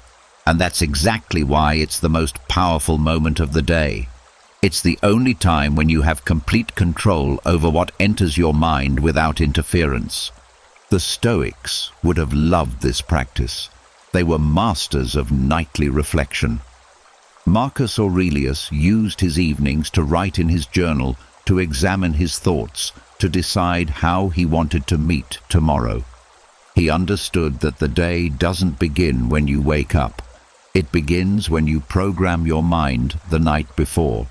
That's wisdom people still miss today. Here's the danger. Most people waste this moment. They spend it scrolling on their phone, filling their mind with comparison, gossip, or fear. They fall asleep watching TV, letting someone else's words, someone else's story, become the last thing their subconscious absorbs. They go to bed with arguments, regrets, or doubts echoing in their head. And then they wonder why their mornings feel heavy, why their energy is low, why they wake up uninspired. It's simple. The most powerful moment of the day was wasted on garbage, and their subconscious spent the whole night multiplying it. But imagine if you use this time differently. Imagine lying down, closing your eyes, and planting thoughts of strength, gratitude, and vision. Imagine repeating affirmations like, I am capable, I am disciplined, I am moving forward. Imagine visualizing the person you want to become, seeing yourself walking with confidence, acting with courage, speaking with clarity. Your subconscious wouldn't fight you. It would accept those seeds, nurture them, and begin weaving them into your identity. And the next morning, instead of waking up heavy, you'd wake up aligned with that vision. That's why these final minutes are so sacred. You don't need an hour. You don't need a big ritual. You only need intention. 5 minutes of conscious focus before sleep is worth more than 5 hours of aimless scrolling. Because the subconscious never sleeps, and it will keep working all night on whatever you gave it. Think about this as spiritual training. Athletes don't just train their bodies, they train their minds. And the last thing you do before sleep is like the last rep of the day. It carries weight. It decides whether you're building yourself up or tearing yourself down. The Stoics would remind you, greatness isn't built in public. It's built in private, in the choices you make when no one else is watching. And there's no moment more private than the one right before you close your eyes. So let me ask you, what are you doing with the most powerful moment of your day? Are you wasting it? Letting distractions and negativity creep into your subconscious? Or are you using it as a weapon, as a tool, as a ritual to build the life you want? That's the third truth. The most powerful moment of your day is not the morning. It's the night, the last few minutes before sleep. Guard it, use it, make it sacred. Because whatever you plant there doesn't just shape your dreams, it shapes your destiny. We've all had nights where we climb into bed with a heavy mind. Maybe you're replaying an argument, stressing about money, worrying about the future, or beating yourself up for something you didn't do. You turn off the light, but your brain refuses to shut down. And the next morning, instead of waking up refreshed, you wake up already tired, already stressed, already behind. That's not just coincidence. That's the danger of negative thoughts. Here's the brutal truth. Your mind doesn't care if a thought is helpful or harmful. It doesn't ask, is this good for me? It simply takes what you give it and multiplies it in the dark. The subconscious never sleeps. And if you go to bed with fear, doubt, or anger, those emotions don't fade overnight. They grow roots. You wake up living in the exact same state you fell asleep in, sometimes even worse. The Stoics warned about this. They believed your inner life is more important than anything external because your thoughts become your reality. Marcus Aurelius wrote, "The things you think about determine the quality of your mind." If you spend your nights feeding your mind negativity, don't be surprised when your mornings are filled with heaviness. Negativity doesn't vanish. It compounds. Think about it like this. When you go to sleep, your subconscious is like an open field. Whatever seeds you plant before bed, whether it's gratitude or resentment, peace or worry, those seeds get watered all night long. If you plant weeds of negativity, they'll be waiting for you in the morning, stronger than before. And if you repeat this cycle night after night, you're not just having bad days, you're programming a bad life. Now, some people think it's just thoughts. They don't mean anything. But neuroscience proves otherwise. The brain rewires itself based on repetition. This is called neuroplasticity. When you replay negative thoughts over and over, you strengthen the neural pathways that make those thoughts automatic. In other words, every time you go to bed with fear or self-doubt, you're carving those beliefs deeper into your brain. You're making them part of who you are. And here's the trap. Negative thoughts feel powerful at night because you're vulnerable. The distractions of the day are gone. The world is quiet, and suddenly you're left alone with yourself. If you don't control that silence, your fears will fill it. You'll lie in bed rehearsing worst-case scenarios, reliving mistakes, or predicting failure. And the subconscious doesn't argue. It just records. The next day you live according to that script. The danger is not just in the thoughts themselves, but in the story they build. One negative thought becomes a chain of others. I'm not good enough. I'll never change. Nothing works out for me.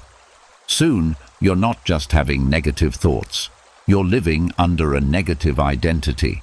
And identities are much harder to break than passing emotions. But here's the good news.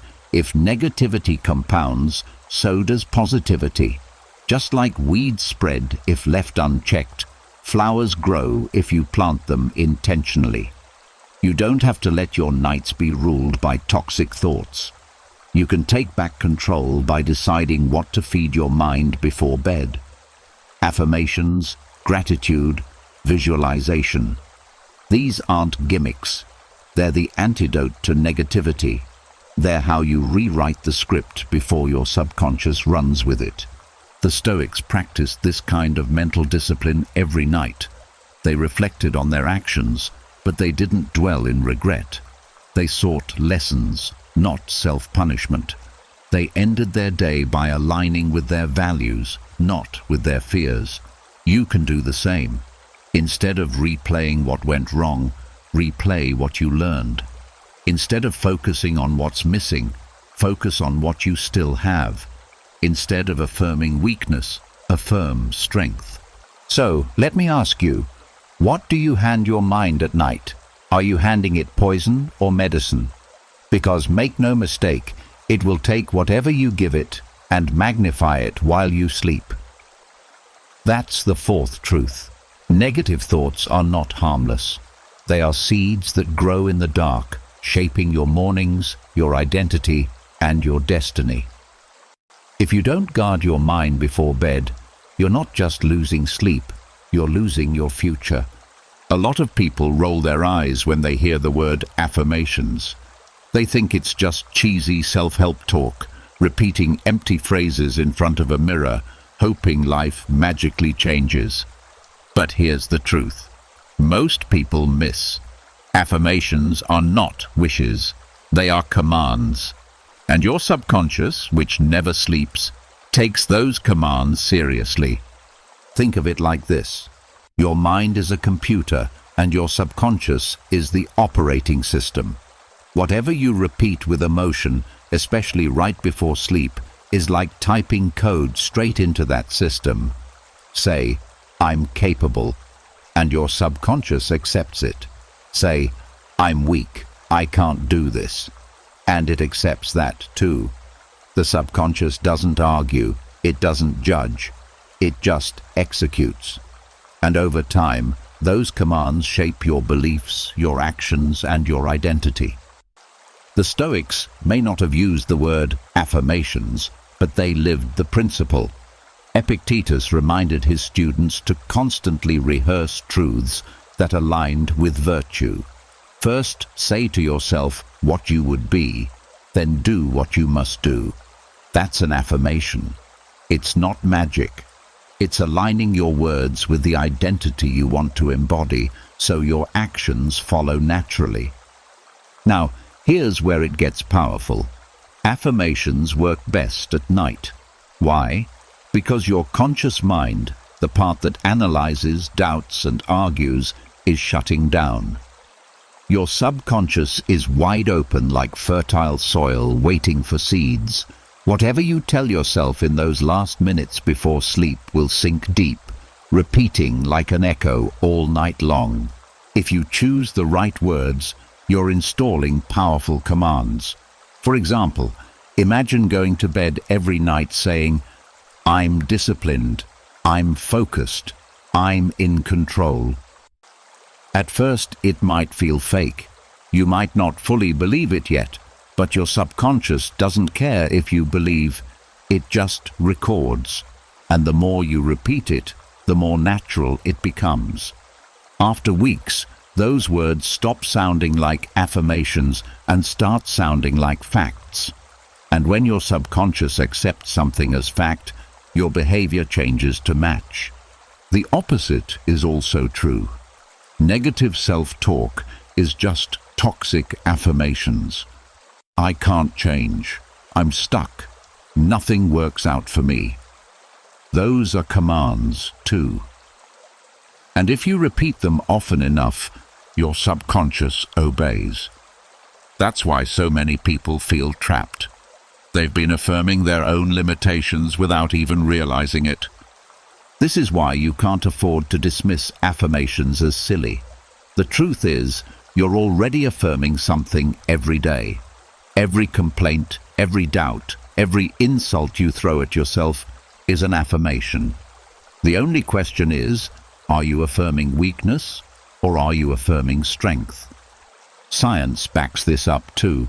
Studies on neuroplasticity show that the brain adapts to repeated thoughts and images.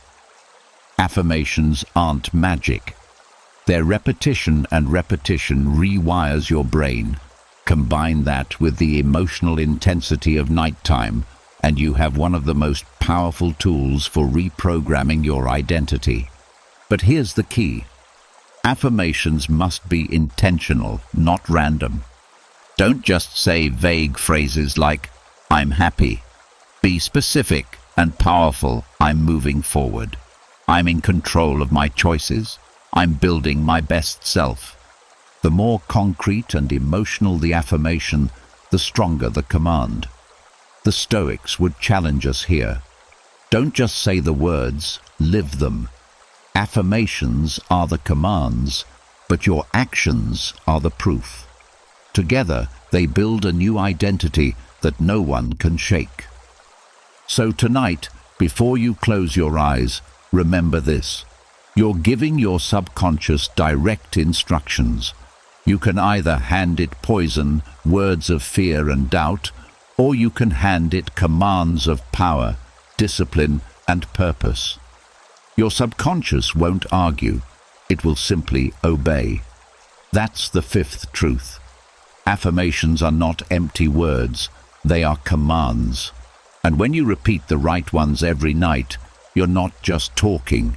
You're programming your future. Here's the mistake most people make. They treat bedtime like a throwaway moment. They drag their tired body into bed, scroll through their phone until their eyes burn or pass out with the TV still buzzing in the background. No intention, no awareness, no discipline. And then they wonder why they wake up drained, anxious, or unfocused. The truth is, they wasted one of the most powerful opportunities they had, the last few minutes before sleep. If you really want to change your life, you have to start treating those moments as sacred. Nighttime reprogramming shouldn't be an accident. It should be a ritual, a deliberate, consistent practice that turns every night into a training ground for your subconscious. Think of it like this. The night is a doorway. You can stumble through it half asleep, carrying the baggage of the day, or you can walk through it with intention, planting the seeds of who you want to become. The Stoics believed in rituals for a reason. They understood that structure creates freedom.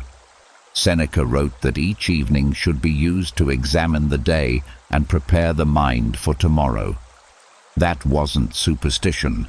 It was strategy. So what does a nighttime ritual look like? It doesn't have to be complicated. 5 or 10 minutes is enough. Start by shutting down the noise. Turn off the screens. Put the phone away. Let the world go quiet. Then breathe. Slow your body down. Signal to your mind that it's time to release the chaos of the day. After that, feed your subconscious something intentional. Affirmations, gratitude, visualization. Tell yourself, I am in control.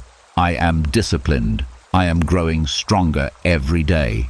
Or picture yourself walking confidently into the life you want, feeling it as if it's already true.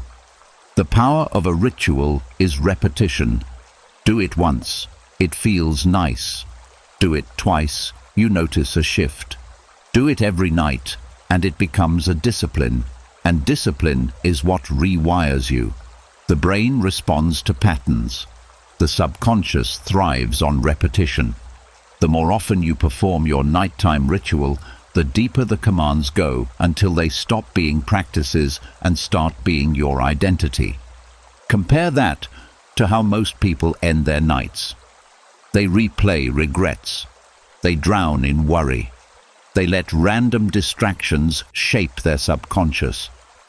That's still a ritual, just a destructive one. The difference is they didn't choose it. It became automatic, and automatic habits always win. If you want to break free, you have to create a better ritual, one that serves your growth instead of sabotaging it. And here's something important. A nighttime ritual isn't about perfection. Some nights you'll be exhausted, some nights you'll feel unmotivated. That doesn't matter. What matters is showing up anyway. Even if you only whisper one affirmation, even if you just take 2 deep breaths with intention, even if you only visualize for a minute, the point is to send a clear message to your subconscious. I'm in charge. I choose what goes in. I decide who I'll be tomorrow. The Stoics believed freedom came from mastery of the self, and mastery of the self comes from rituals, repeated actions that anchor your mind to what matters most. Nighttime reprogramming is exactly that. It's an anchor. It's a way of saying, I will not let this day define me. I will define tomorrow by what I choose to plant tonight. So don't treat bedtime like an afterthought. Treat it like a ceremony, a small, quiet ceremony where you prepare your soul for the day ahead. Because every night you either reinforce the old patterns that keep you stuck or you install the new patterns that pull you forward. That choice is yours every single evening. That's the 6th truth. Nighttime reprogramming should not be random. It should be a ritual, a sacred discipline that transforms the most ordinary moment falling asleep into the most powerful tool for building the life you want. Every single one of us carries a story inside, a story about who we are, what we deserve, and what's possible for us. Some of those stories are empowering, but many are not. Many of them were written for us long before we were old enough to choose. Maybe a teacher told you that you weren't smart enough. Maybe your parents made you feel like you'd never measure up. Maybe life knocked you down so many times that you started to believe you were meant to stay small, and now, without even realizing it, you're still living by that old script. Here's the problem. The subconscious doesn't know the difference between a story you chose and a story that was forced on you. If you repeat it enough, if you think it enough, your subconscious accepts it as law. I'm not enough. I always fail. I'll never change. These phrases, said often enough, become chains. They don't just limit what you do, they limit who you believe you are.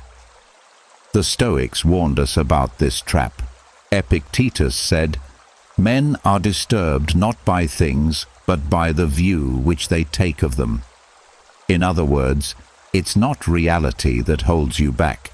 It's the story you tell yourself about reality. And if that story is filled with limitation, then your life will shrink to fit it. But here's the good news. Stories can be rewritten. And the best time to rewrite them is at night, right before sleep. Why? Because that's when the old story is most vulnerable, in that quiet space. When your conscious defenses fade, your subconscious is listening. And whatever you tell it becomes the new script it starts to rehearse. Think about the power of this. If you've lived for years under the story, "I'm not good enough," imagine ending every night with a new line, "I am capable, I am building, I am growing stronger." At first it feels fake. The old story fights back. But repetition is stronger than doubt. Night after night, the new story sinks deeper. Slowly, the subconscious begins to replace the old script with the new one. And when your story changes, your identity changes. And when your identity changes, your entire life changes. This is how people break cycles, not by one dramatic event, but by rewriting their inner story, one night at a time. The limiting beliefs that were planted in childhood can be uprooted.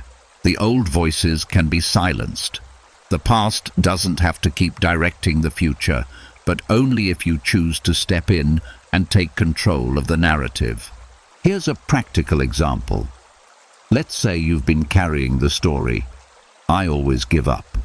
That thought has shaped your actions for years. Now, instead of letting that be the last thing you tell yourself, you replace it with, "I finish what I start. I am disciplined. I keep my promises." You repeat it every night before sleep, even when you don't believe it yet. And slowly your subconscious accepts the new command. The next time you face a challenge, that new script kicks in automatically. Instead of quitting, you push through. That's not magic. That's reprogramming. And here's the truth. Your story is either your prison or your freedom. If you let it, it will chain you to old versions of yourself forever. But if you rewrite it, it becomes your path to transformation. The Stoics believed that while we cannot control external events, we always control the story we tell ourselves about them, and that story determines everything. So tonight, before you sleep, ask yourself, what story am I still living by? Whose voice am I still obeying? And most importantly, what new story do I want to write? Because the moment you choose to rewrite it, your subconscious will listen. It always listens, and tomorrow it will begin to act on the script you gave it tonight. That's the seventh truth. You are not trapped in the limiting story you inherited. You can break it. You can rewrite it. And the best time to do it is in the silence of the night, when your mind is open and ready to receive a new narrative, one that sets you free. Here's something incredible about the human brain. It's not fixed. It's not stuck in stone.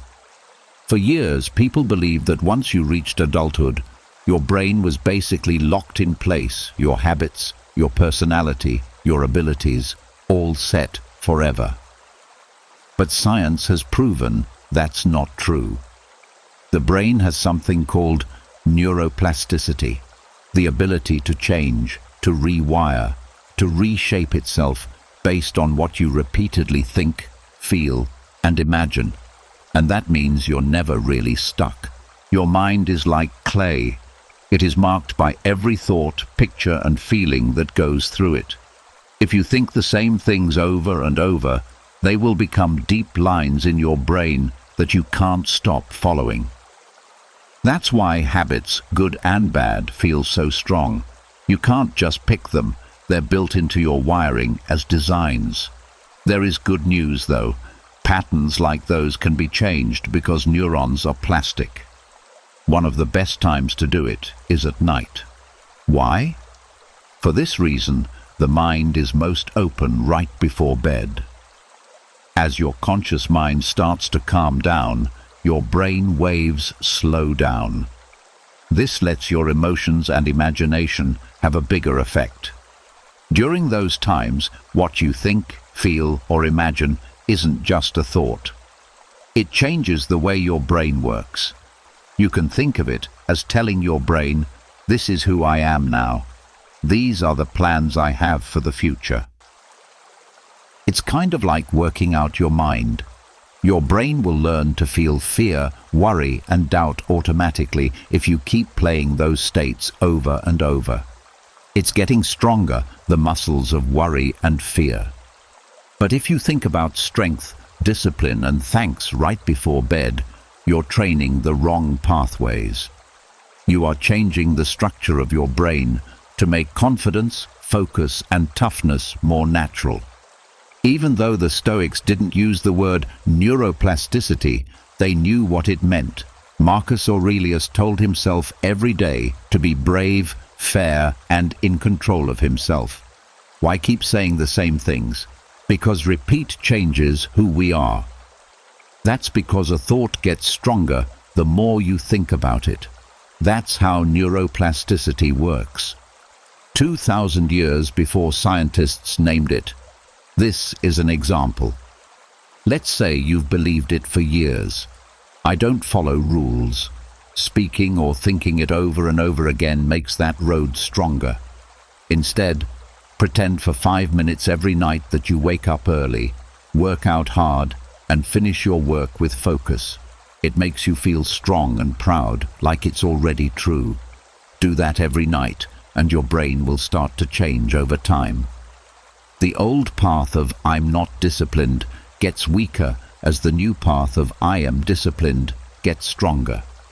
In the end, it turns into the default. That isn't just wishful thought.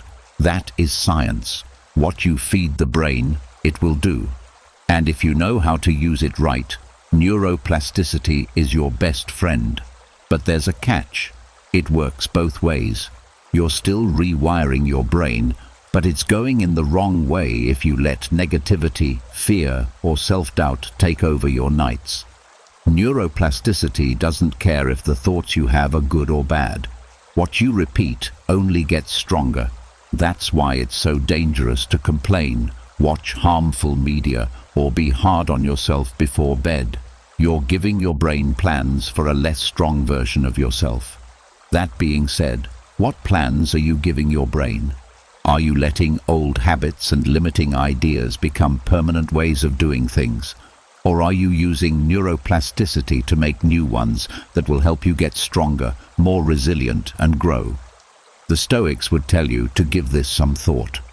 Watch your thoughts, because they make you who you are, they would say. Keep an eye on your character. It determines your fate.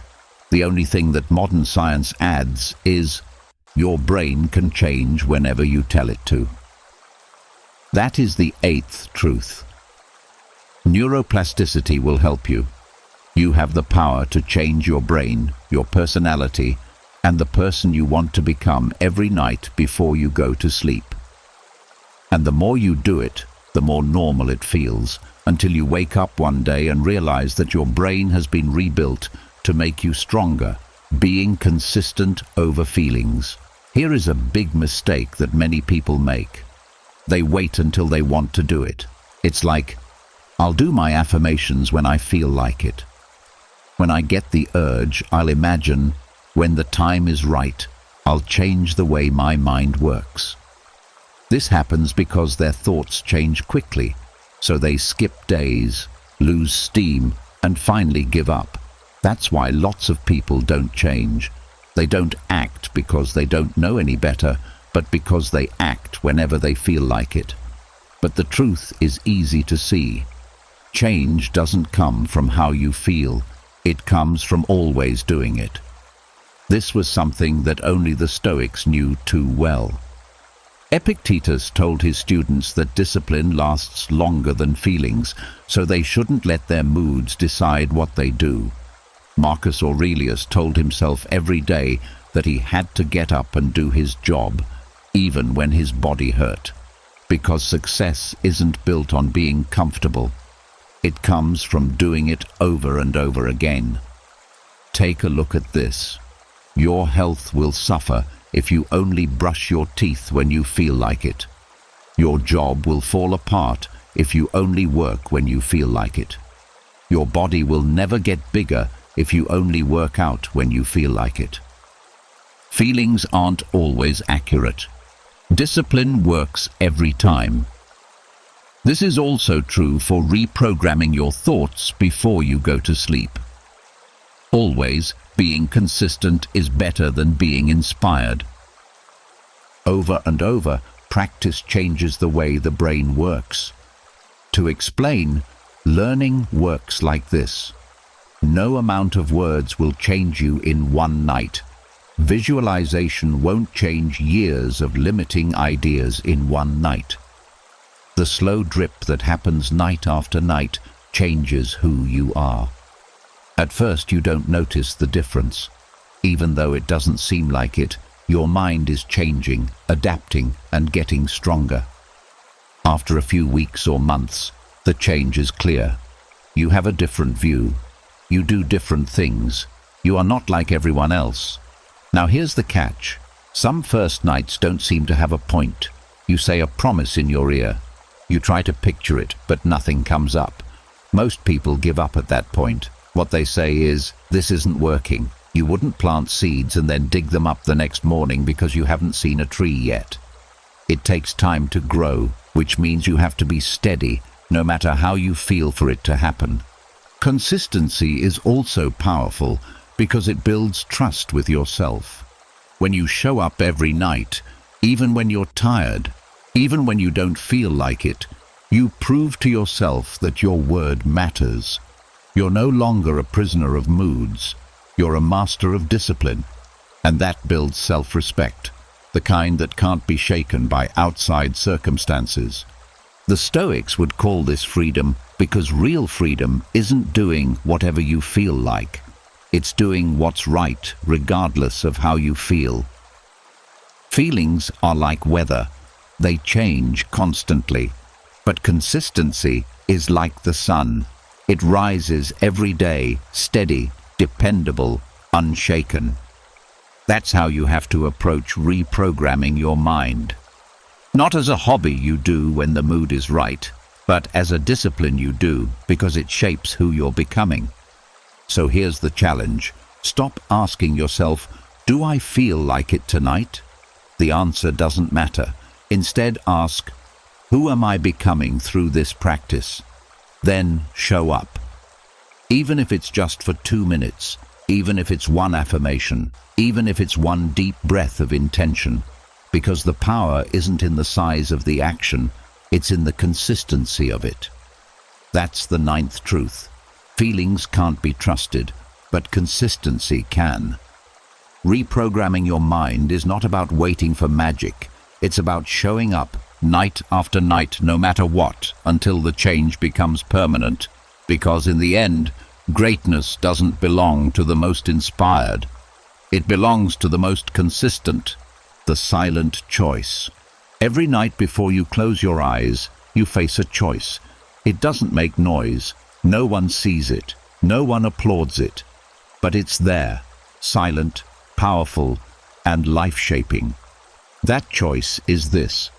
Will you use the final minutes of your day to reinforce your limitations? Or will you use them to program your greatness? The truth is, the decision you make in that quiet moment doesn't just affect your sleep, it affects your future. Because your subconscious never sleeps. It will spend the next 6 to 8 hours working on whatever you gave it.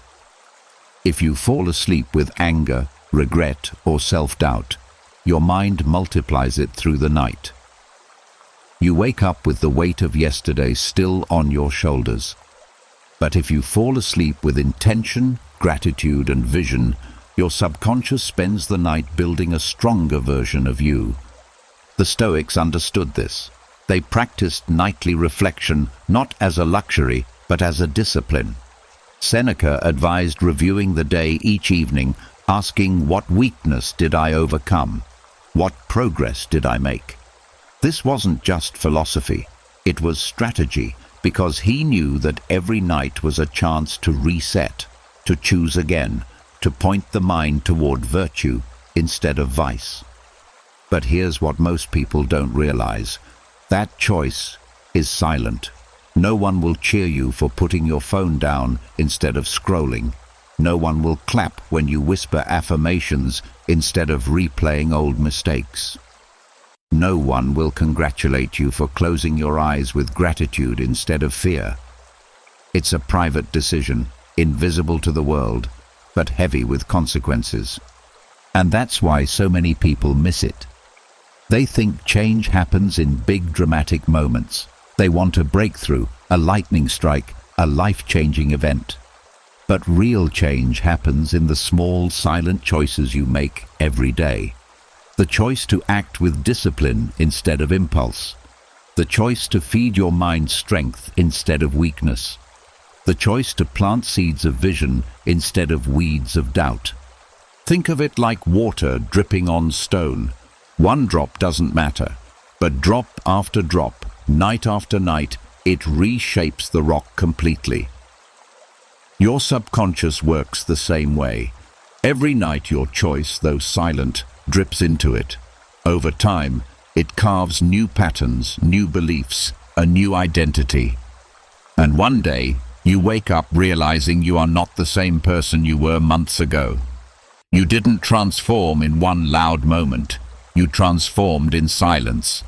This is what makes the silent choice so powerful. It's always available. No matter how chaotic your day was, no matter how many mistakes you made, no matter how heavy life feels, you still have those final minutes. You still have the power to decide what you'll hand your subconscious tonight. That's the ultimate reset button, and most people never use it. So ask yourself, what will you choose tonight? To replay your pain or to reprogram your power? To rehearse your fears or to affirm your strength? To fall asleep as a prisoner of the past or to drift off as the architect of your future? That's the 10th truth. Every night you face a silent choice. And though no one sees it, no one hears it, and no one claps for it, that choice shapes your destiny. Because while the world sleeps, your mind is working, and it will build tomorrow based on the script you gave it tonight. Most people think the secret to better sleep is simply more sleep. They say, if I could just get 8 or 9 hours, I'd wake up refreshed. If I could just sleep in, I'd feel better. But you know as well as I do, that's not always true. There are nights when you sleep long hours and still wake up heavy, tired, or restless. And there are nights when you sleep less, but wake up sharper, calmer, and more energized. The difference isn't the number of hours. The difference is the quality of your mind before you rest. Sleep is not just physical recovery, it's mental processing. Your subconscious doesn't shut down. It keeps working, organizing your memories, storing emotions, and replaying whatever you fed it before bed. If you went to sleep with stress, anger, or negativity, your brain marinated in that all night. You might have slept 8 hours, but it was 8 hours of your subconscious rehearsing the wrong script. That's why you woke up drained. The Stoics understood this even without neuroscience. Seneca wrote about the importance of preparing the mind for rest, saying that peace of mind was the key to real rest. He didn't mean luxury or comfort. He meant mental clarity. Going to bed with a quiet, disciplined mind was more restorative than any number of hours spent tossing in emotional chaos. Think about it. If you eat junk food all day, going to bed earlier won't make you healthier. In the same way, if you feed your mind junk thoughts all night, more hours won't make you stronger. The quality of your rest comes from the quality of your inner state. And that inner state is completely in your control. Here's where it gets practical. If you want better sleep, you don't necessarily need to add more hours. You need to change how you enter sleep. That means creating a mental ritual, a moment of stillness where you choose what thoughts and emotions will guide your subconscious through the night. Instead of scrolling endlessly, shut it down. Instead of replaying regrets, focus on gratitude. Instead of worrying about tomorrow, visualize strength and clarity. Even 5 minutes of this intentional practice can transform the quality of your sleep. Science backs this up. Studies show that people who practice gratitude or visualization before bed not only sleep better, but also wake up with more focus and optimism. Why? Because their subconscious spent the night reinforcing empowering thoughts instead of destructive ones. Their rest wasn't just longer, it was deeper. And here's the paradox. Sometimes less sleep with a clear mind is better than more sleep with a cluttered one. You can sleep 10 hours with anxiety and still wake up tired. Or you can sleep 6 hours after feeding your subconscious strength and wake up ready to conquer the day. Quality beats quantity every single time. The Stoics would challenge you to treat bedtime like entering a temple. Not a place for distraction or noise, but a place for order and discipline. Your bed becomes the altar where you decide what to hand your subconscious, and the offering you give it, fear or strength, doubt or vision, will decide how you wake up. So stop obsessing over the number of hours. Instead, ask, what am I feeding my mind before I close my eyes? Am I preparing it for peace or for chaos? Because that's what determines whether your sleep restores you or drains you. That's the 11th truth. Better sleep isn't more sleep, it's higher quality sleep.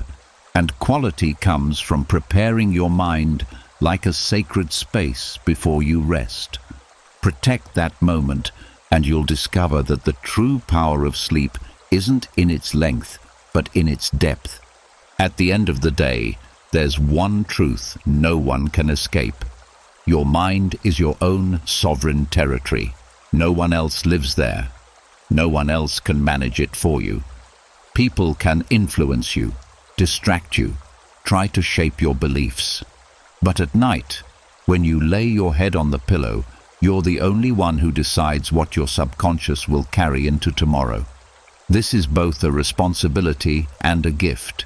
Responsibility, because you can't blame anyone else for what you choose to feed your mind, and a gift, because it means you always hold the power to change. The Stoics knew this well.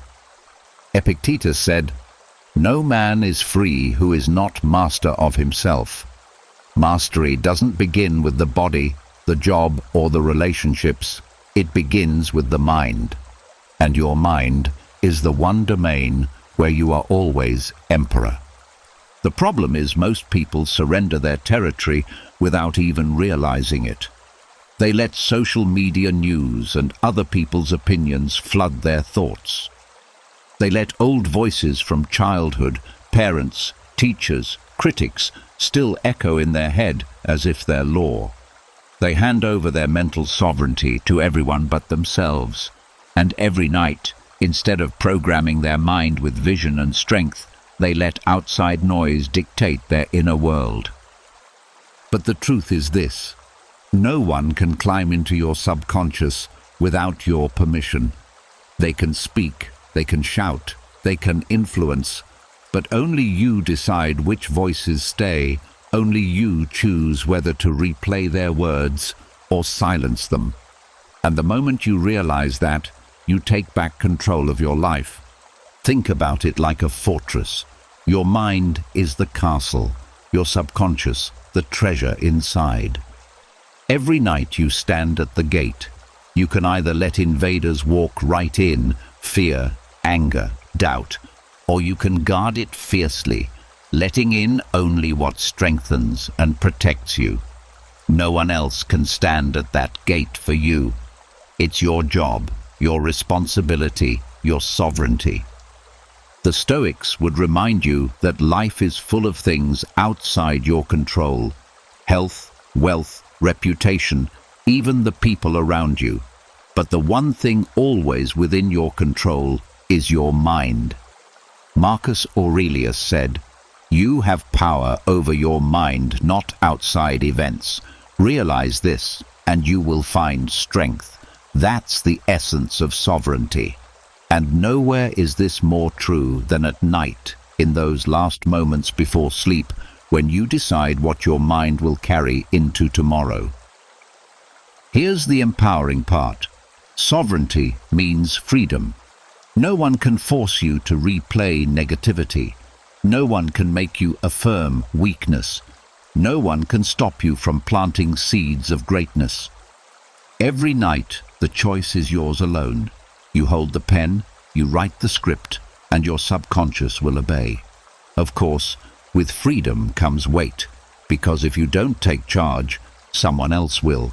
If you don't guard your mind, the world will gladly fill it with noise, distraction, and fear.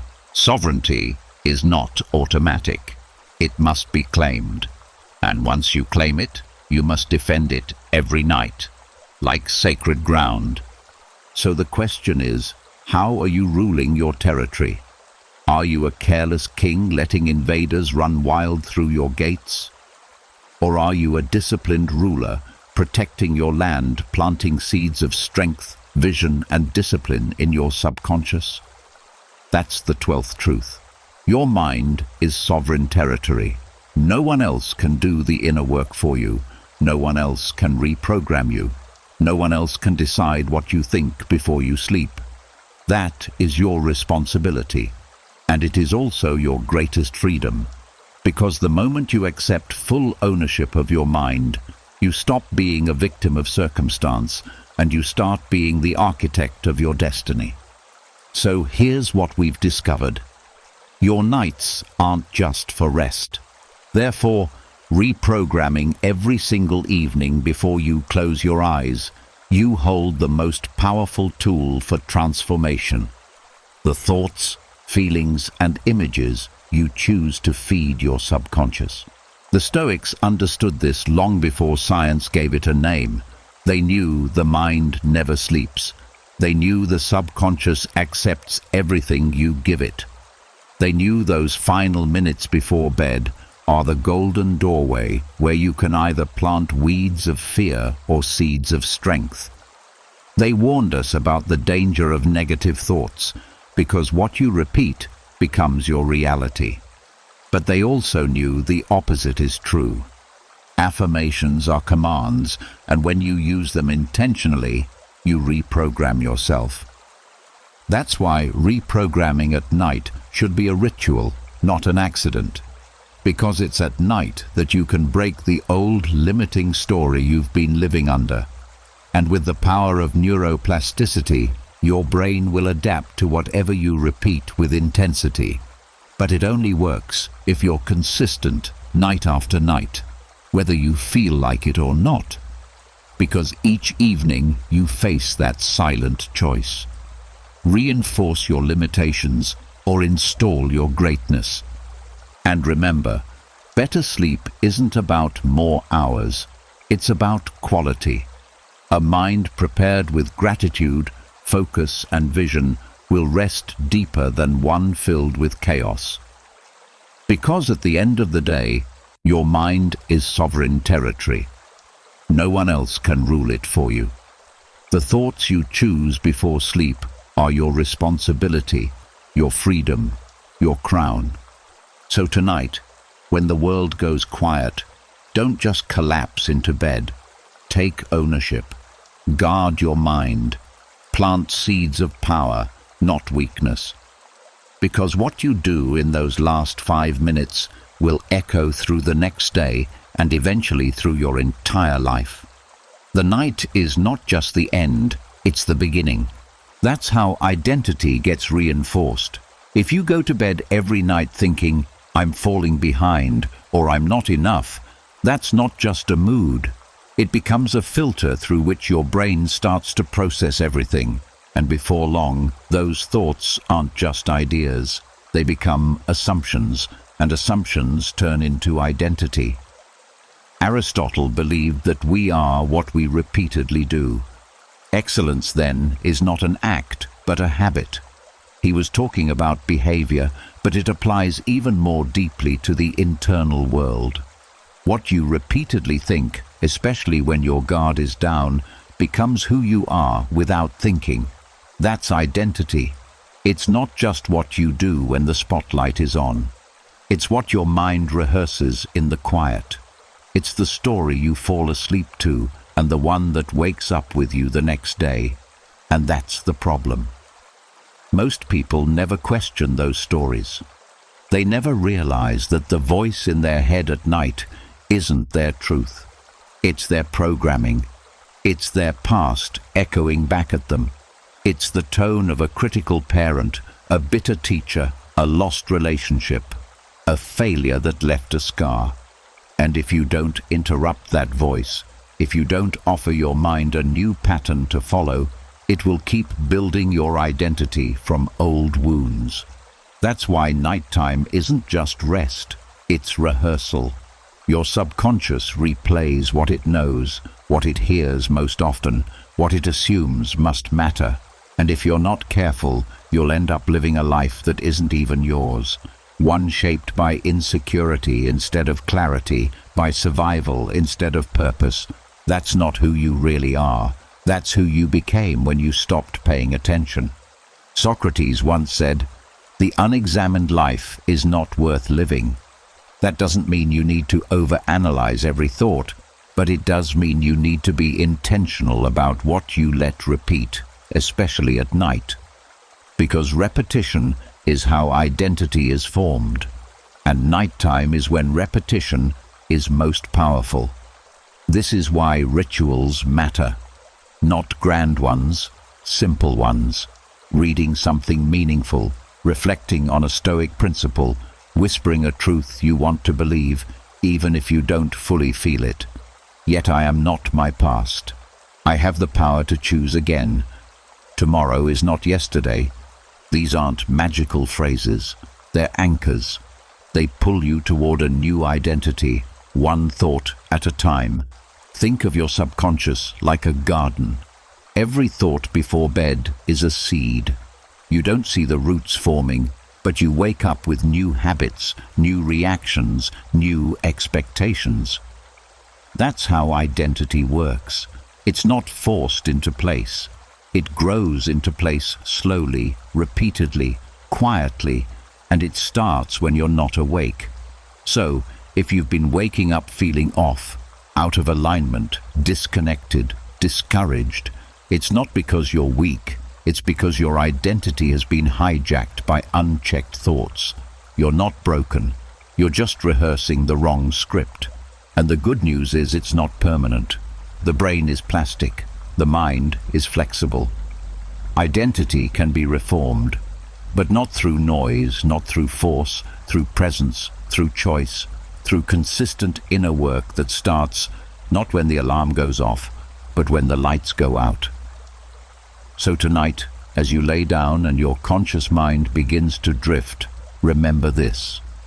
Who you become is shaped less by what you try to do and more by what you allow yourself to believe. The beliefs that are most powerful are the ones you don't question. So, choose carefully. Choose with care, because identity is not who you say you are. It's what your subconscious believes when you're asleep.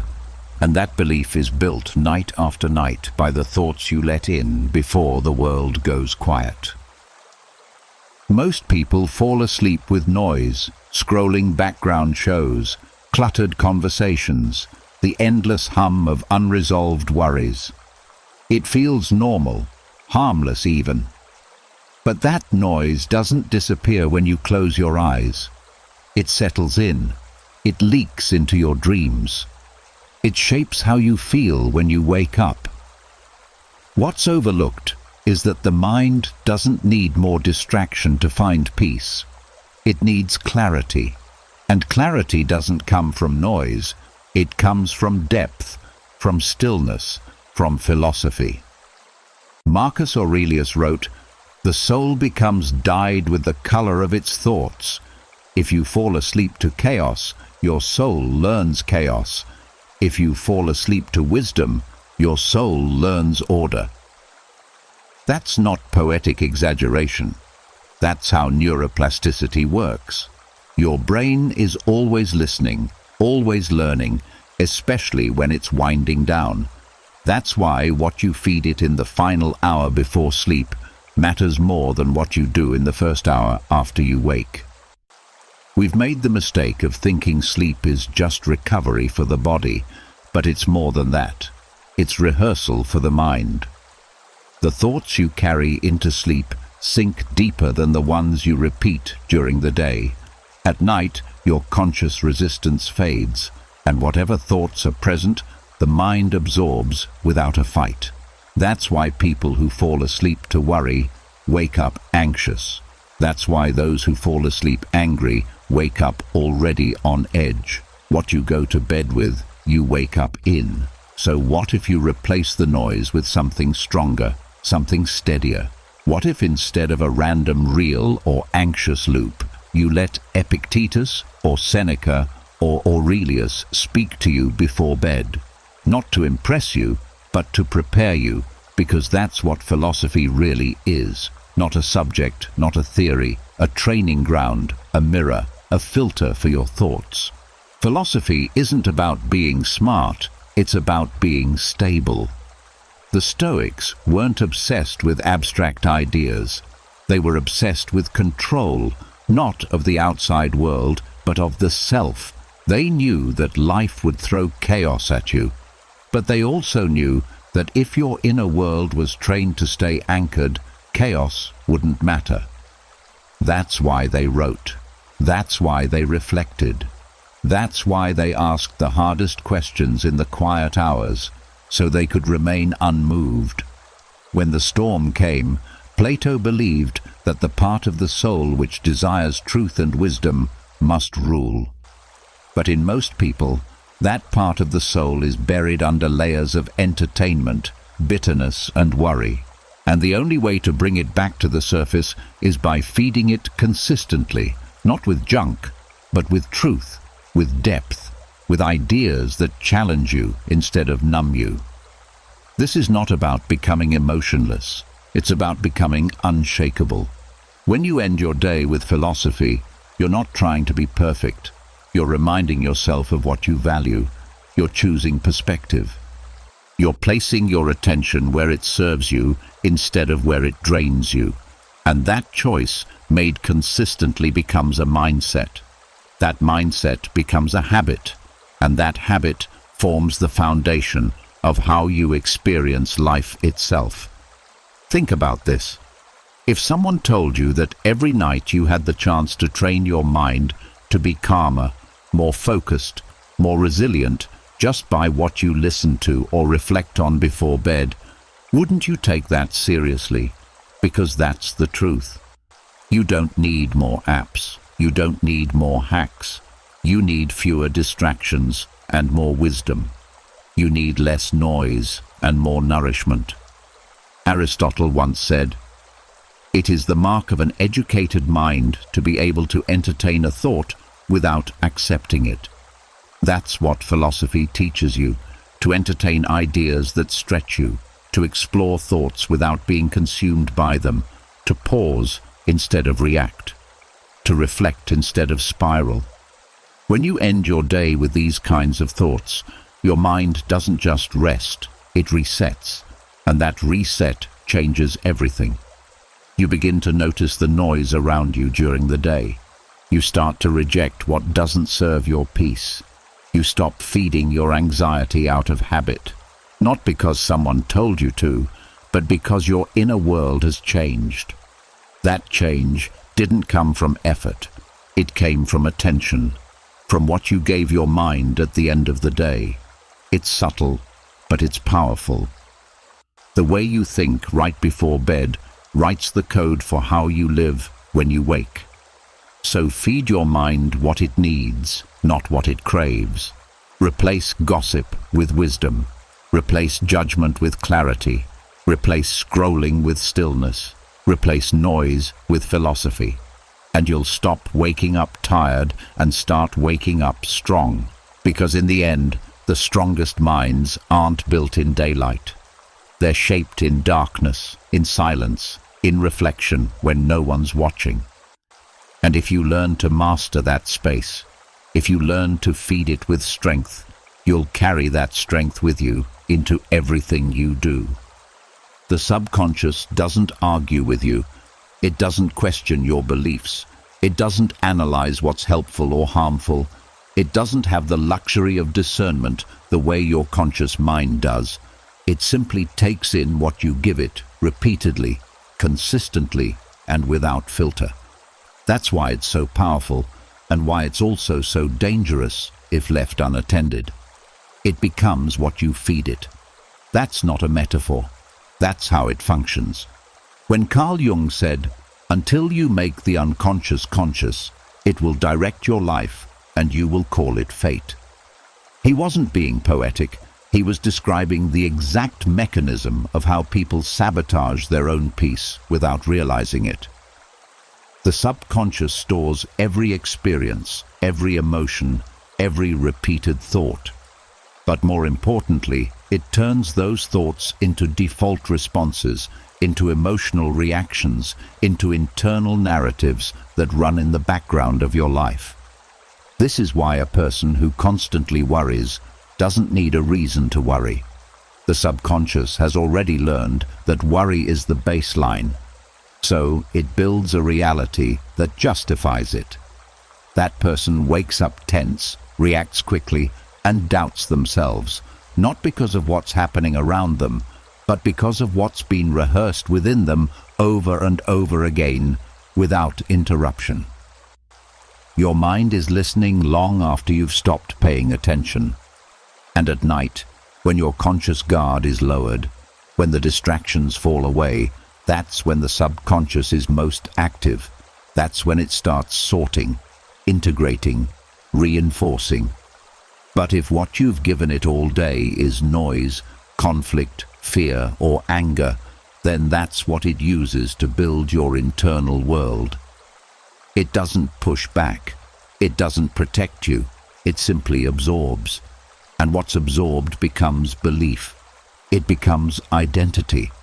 That's how someone can slowly begin to believe they're not enough, even if no one ever told them that directly. A look, a comment, a mistake, if rehearsed enough, can become a foundational belief about the self. The subconscious doesn't ask for evidence.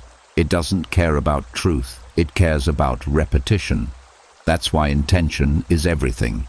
If you don't choose what your mind focuses on, your environment will choose for you, and your subconscious will build from that. It will take the fear you felt while scrolling the news, the comparison you felt on social media, the shame from a conversation earlier, and it will integrate all of it as if it's true. Not because it wants to, but because you didn't give it anything better. You can't expect to feel calm when your subconscious has been trained in chaos. You can't expect confidence if your nightly routine is built around self-judgment. And you can't expect to wake up strong if your mind went to sleep full of confusion. Aristotle taught that we are what we repeatedly do. But it's deeper than doing. We are what we repeatedly believe. And belief is born in the subconscious. Think about how children absorb the world.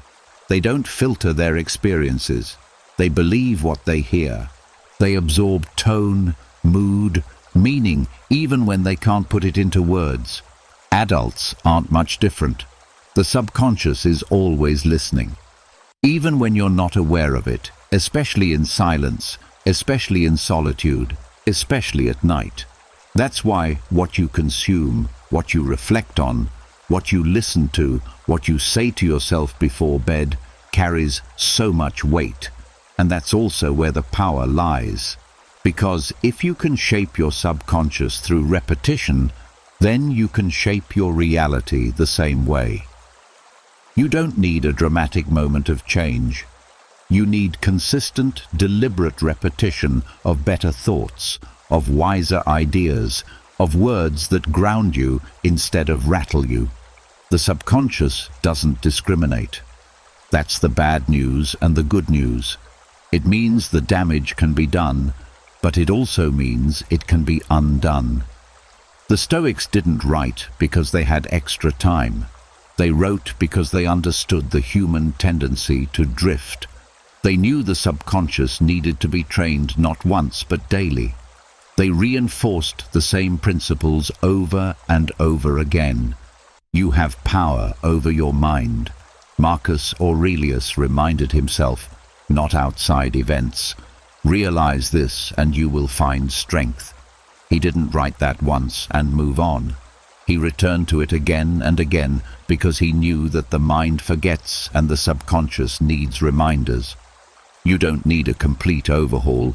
You need conscious input. One idea repeated enough times becomes a belief.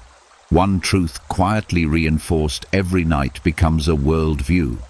The subconscious doesn't care if it comes from your deepest wisdom or your worst insecurity. It will turn it into reality either way. That's why replacing noise with strength isn't just a nice idea. It's survival. It's strategy. It's how you build a foundation that can't be shaken by daily stress or emotional storms, because your reactions, your moods, your confidence, it's all rooted in what your subconscious has come to accept as truth. The mind can't serve two masters. If you feed it fear all day and try to meditate for 5 minutes at night, guess which one it will believe? If you fill it with complaints, with judgment, with unresolved emotion, and expect peace, it won't come. Not because you don't deserve peace, but because peace was never given the space to take root.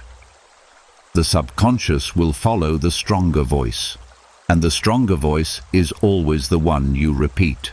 So give it a better voice. Feed it clarity. Give it stillness.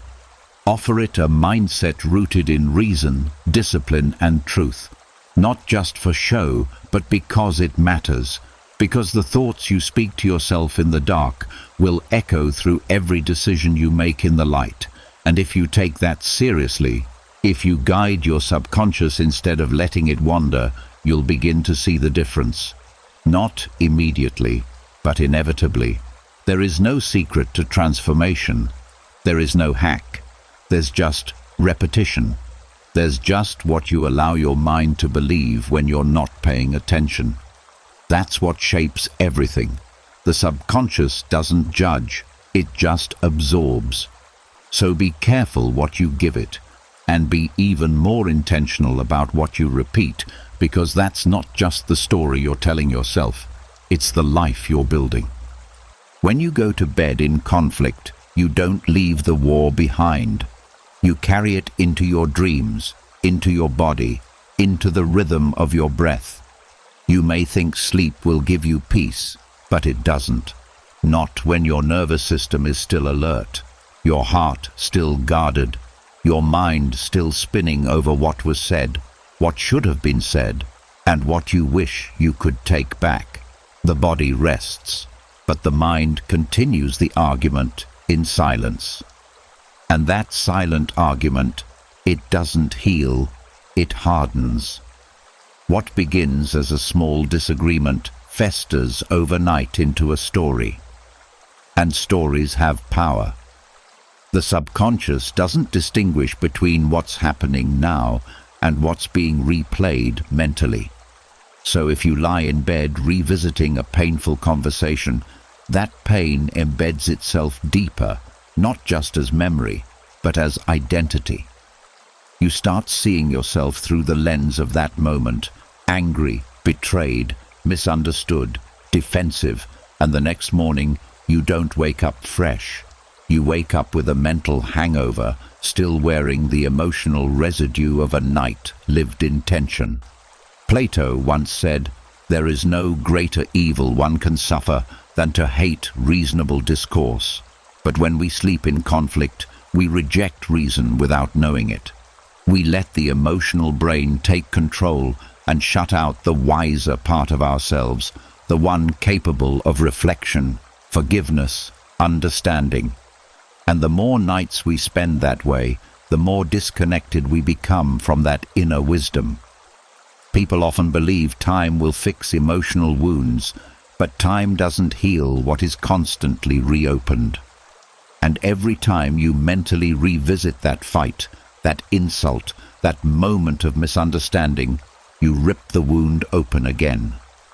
You might not speak it out loud, but your body knows. Your breath shortens, your muscles tighten. Your sleep becomes shallow. You wake up tired, not because you didn't sleep, but because the conflict never stopped. Socrates believed that the unexamined life is not worth living. But what about the over-examined conflict? When you obsessively turn something over in your head, not to learn from it, but to relive it, what good does that do? It doesn't bring resolution. It doesn't create clarity. It only traps you in a loop. And your subconscious, quiet and obedient, builds that loop into a pattern. The danger here isn't just in feeling bad. It's in training your mind to seek out more conflict. You begin to expect tension. You start seeing it where it isn't. You enter conversations already defensive, interpreting neutral actions as attacks. That's how conflict becomes not just something you experience, but something you carry with you into your relationships, into your work, into your view of yourself. Now, here's the truth. Resolution isn't always possible before bed. Sometimes the other person won't pick up the phone. Sometimes the situation is too fresh, too painful. But even if peace with them isn't available, peace with yourself is. That's the choice we often forget. You can't always end the argument, but you can end the grip it has on you. That doesn't mean pretending nothing happened. It means reminding yourself that the conflict is not your identity, that anger doesn't have to follow you to sleep, that your mind doesn't need to rehearse pain just because it's available. Carl Jung once said, "What you resist not only persists, but will grow in size." And going to bed in conflict is a form of resistance. It's trying to outrun the discomfort instead of accepting it, processing it, and releasing what you can. A wise mind doesn't need everything solved right away. It just needs space. And that space begins the moment you choose to put the story down, even if temporarily, even if just for tonight, because every night is a chance to reset the emotional tone of your life. And if you consistently go to bed in conflict, then conflict becomes the emotional default of your days. That's the real danger. When inner tension becomes so normal that peace feels unfamiliar, you wake up ready to defend, not to connect. You live in anticipation of offense. You rehearse old arguments in your head and miss the present moment entirely. And worst of all, you forget what it feels like to rest deeply, not just physically, but emotionally. The Stoics believed that our peace depends not on external events, but on our response to them. Epictetus taught, "It's not what happens to you, but how you react to it that matters."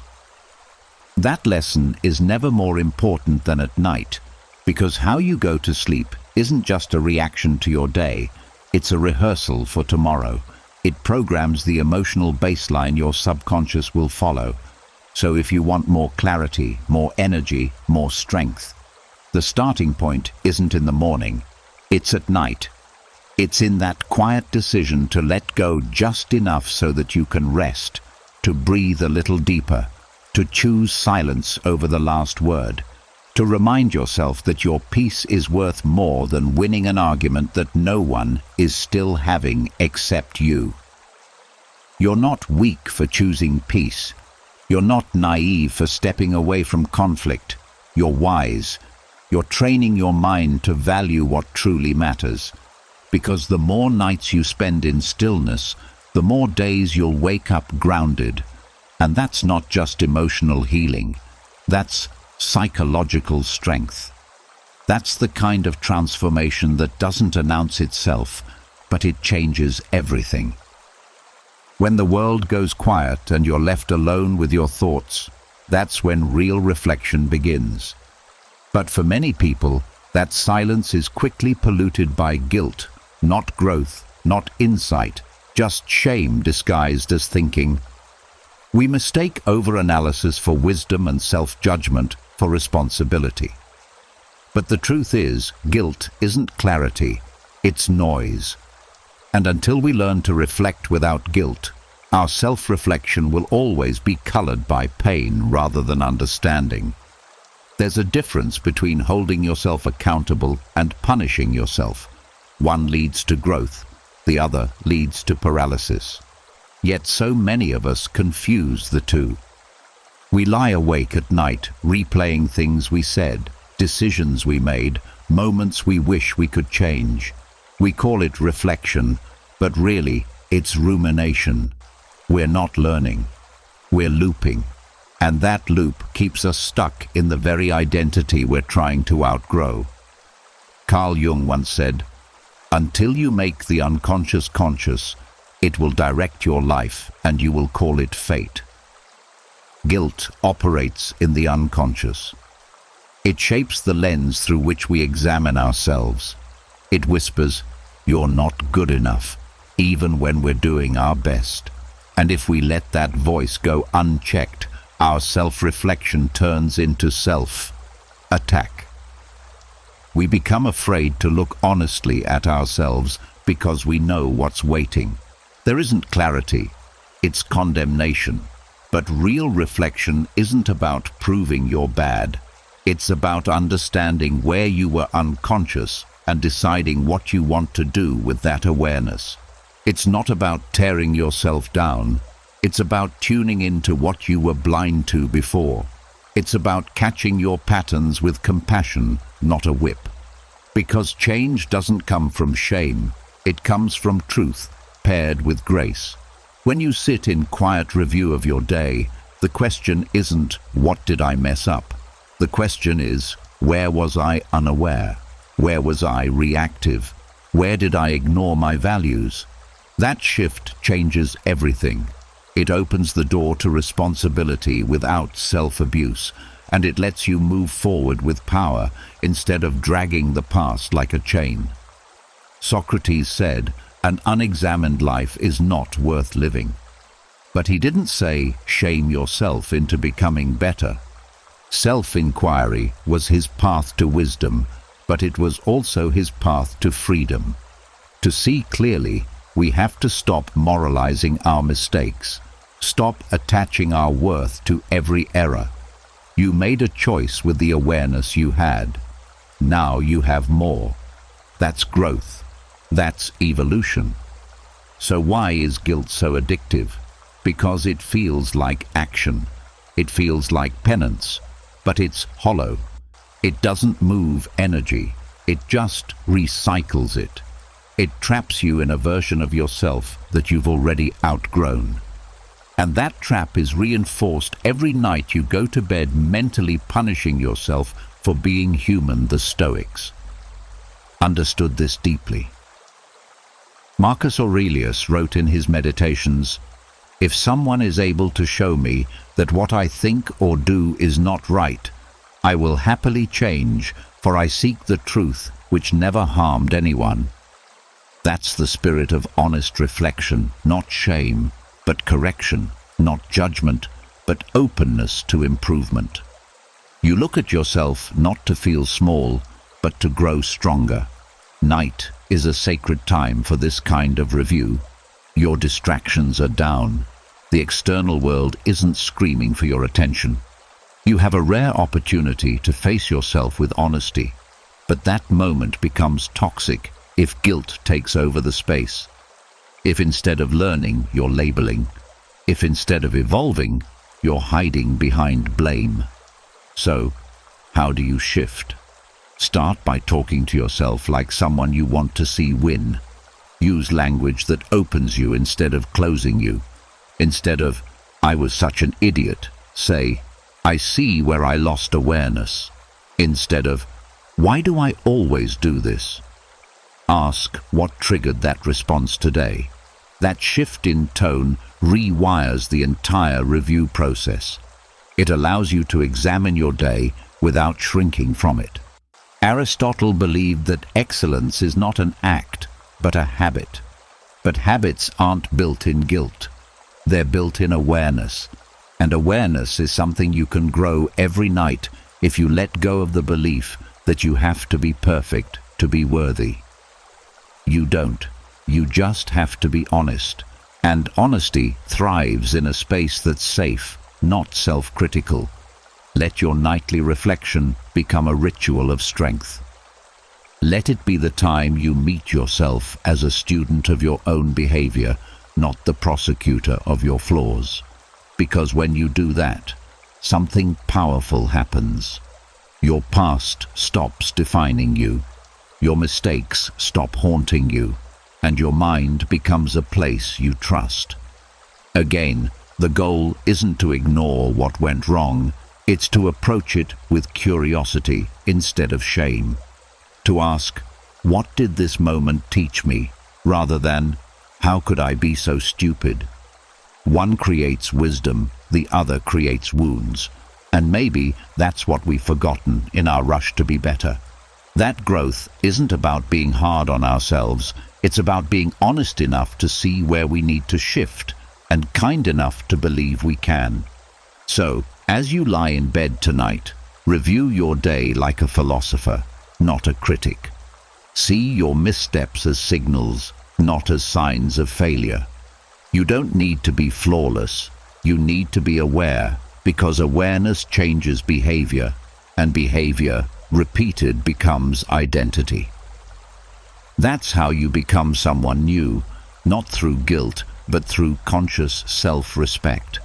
This is the essence of Stoicism.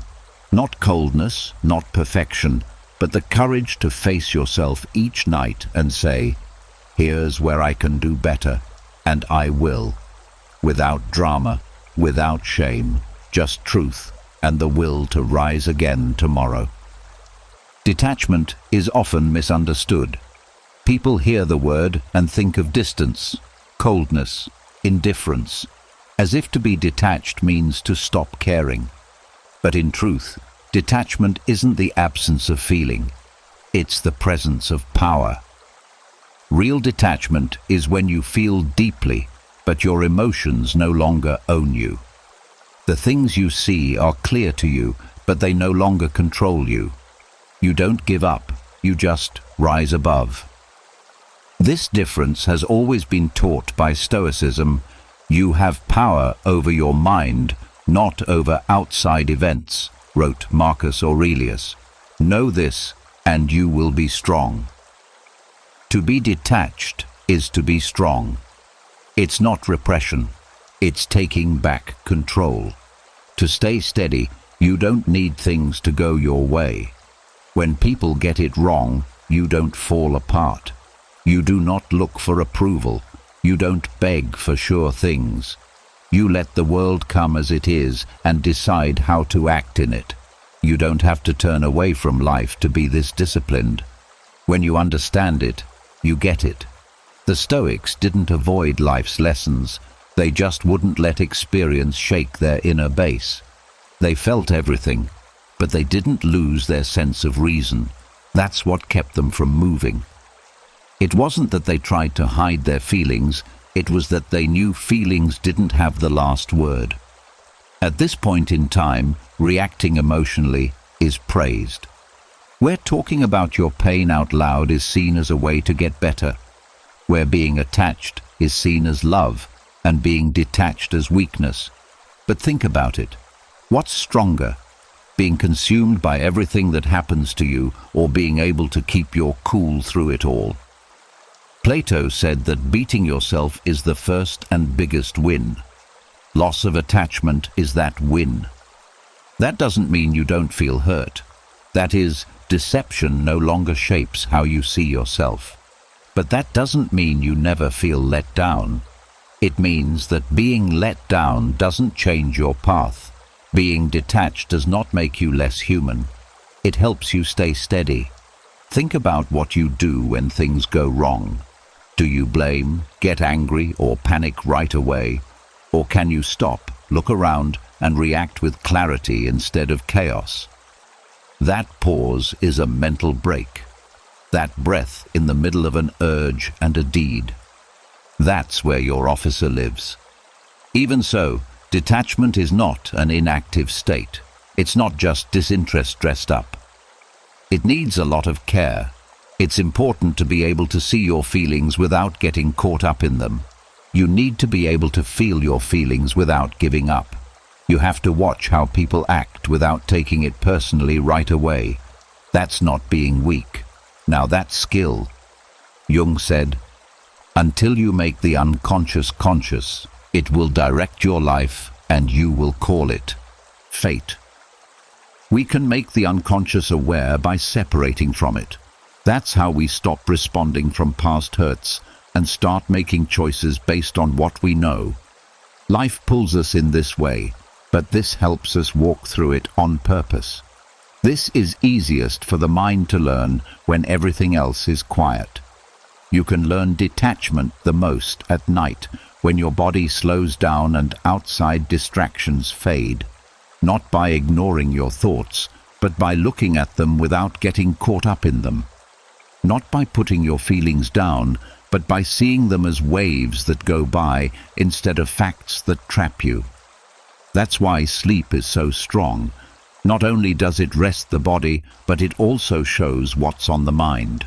And if you practice detachment before bed, your mind will learn to stop holding on, practicing fights, and fixing problems that don't need to be solved.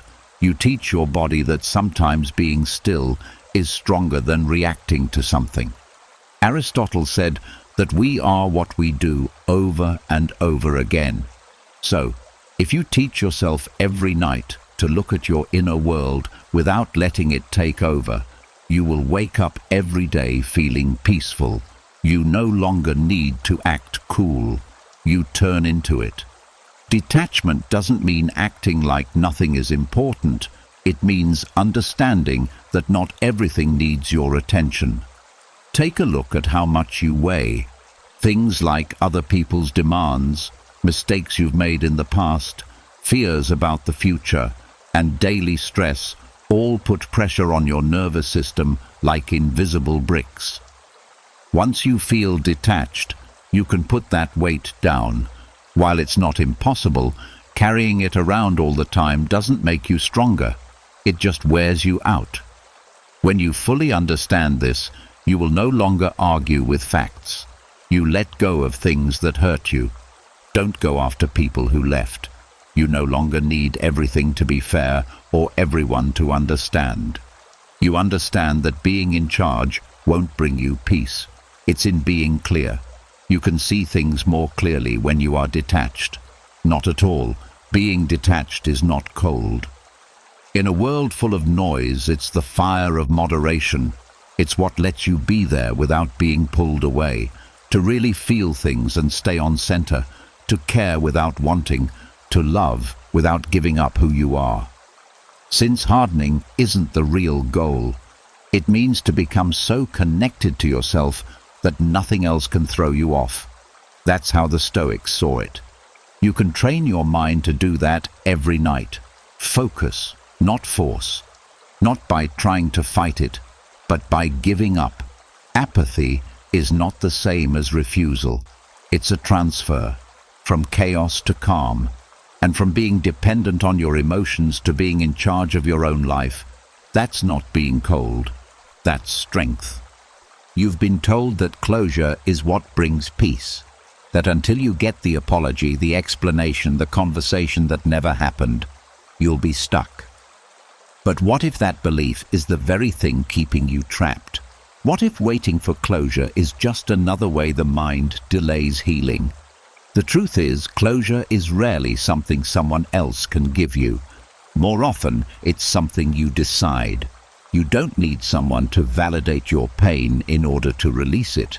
You don't need all the answers before you can sleep in peace. Because sometimes the answer is silence, and learning to rest in silence. That's real strength.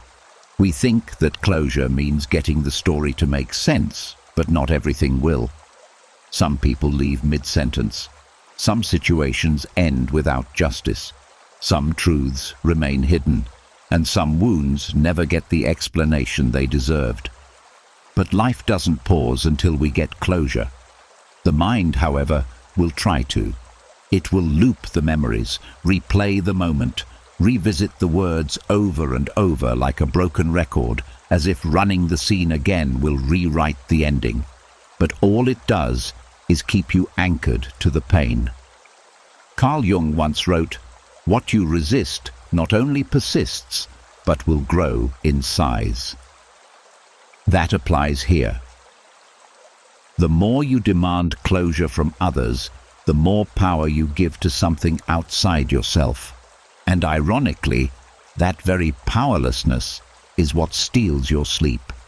Because how do you rest when your peace depends on someone else doing what they've already proven they won't do? Real closure doesn't come when they finally explain themselves. It comes when you stop needing them to. It comes when you realize that understanding why someone hurt you doesn't always make it hurt less. That even if you got the apology, it wouldn't rewind the pain. That healing isn't a perfect puzzle where everything gets resolved. It's a choice to stop bleeding into your future from a wound that can no longer be changed. Socrates said, "Beware the barrenness of a busy life." That includes a mentally busy life, one where your mind never rests because it's chasing something it doesn't need. Closure becomes a phantom. You reach for it, but it's never quite there. And yet, if you pause, if you stop running the mental scripts, you'll realize something powerful. You already have everything you need to put it down. When you're lying awake thinking about what they should have said or what you should have done differently, ask yourself, what do I really want from this thought? Most of the time, it's reassurance. Reassurance that you were enough, that you were right, that what happened to you wasn't fair. But you don't need a replay to know your worth, and you don't need fairness to choose rest. Rest doesn't come from fixing the past. It comes from no longer needing to. It comes from seeing your pain and not trying to edit it, from facing the gap and not needing to fill it, from accepting that you may never fully understand why. But that understanding was never the requirement for moving forward. Aristotle believed that excellence is a habit, not a single act. And one of the greatest habits you can build is the habit of emotional closure internally. That means making peace with unfinished stories, with unanswered questions, with people who don't know how to love you, right? It means saying to yourself, I see it, I accept it, and I won't carry it any further. You can train your mind to do this every night. You can give yourself closure by ending the mental argument, by breathing through the urge to rewind, by choosing stillness over resolution. Because often it's the clinging that keeps the wound open, not the event itself. The Stoics never waited for closure. They waited for nothing. Epictetus taught, freedom is the only worthy goal in life. It is won by disregarding things that lie beyond our control, and closure, when demanded from others, lies squarely beyond your control. You don't need them to make it right.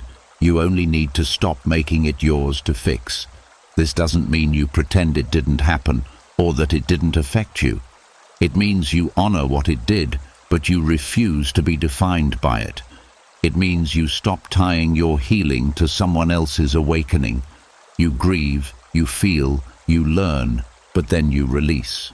Because at some point, it's not about the past. It's about your nervous system. Your mind can't recharge if it's carrying conflict every night into sleep, if it's holding its breath, waiting for resolution. Rest is a decision you choose to release, not because they deserved forgiveness, but because you deserve peace. Think about it. The people who wronged you, they're not losing sleep over it. The past isn't lying awake with you, but you are. You're the one reliving, rethinking, reattaching. Closure is what you give yourself when you finally decide to stop needing the pain to make sense. When you stop asking, why did this happen, and start asking, what can I choose now? That's where your power is. Not in the answer, but in the choice. You can choose to put down the thought. You can choose to rest, not because everything is resolved, but because you're done letting the unresolved run your life. That's what the mind learns when you stop feeding it unfinished business before bed. That's when it learns that freedom isn't found in clarity. It's found in release. And when you do this regularly, night after night, something shifts. Your brain begins to heal because it finally has room to your emotions begin to calm because they're no longer being stirred by what-ifs. You don't just sleep, you renew because you're no longer clinging to an ending that was never yours to write. Closure isn't found in the past, it's created in the present. It's not a gift, it's a boundary. It says, this ends here. Not because everything's perfect, but because I'm ready to be free. And that freedom, that's what lets you rest. We avoid it all day long. We distract ourselves with to-do lists. We numb it with screens. We hide from it in the illusion of control. But when the lights go out and the world quiets down, one truth still hums beneath the surface. You won't be here forever. And though most people fear that thought, the Stoics saw it differently. For them, it wasn't morbid. It was clarifying. It wasn't a threat. It was a mirror. Marcus Aurelius wrote, "You could leave life right now. Let that determine what you do, say, and think." That's not a suggestion to live in fear. It's an invitation to live in focus. Because when you carry the weight of mortality with you, not as panic, but as perspective, you begin to shed everything that doesn't matter. And when you allow that awareness to guide you into sleep, something powerful happens. The mind stops chasing noise and starts organizing truth. Mortality is the ultimate anchor. It strips away false urgency and reveals what's actually urgent: peace, purpose, presence. And oddly enough, it's at night, when we're most vulnerable, that this realization creeps in the loudest. That's why so many people feel uneasy before bed. It's not just overthinking. It's the quiet arrival of mortality reminding us you're temporary. What are you doing with that? Now, most people fight this. They push it away with distractions, scrolling, talking, planning, worrying. But the Stoic mind does something else. It listens.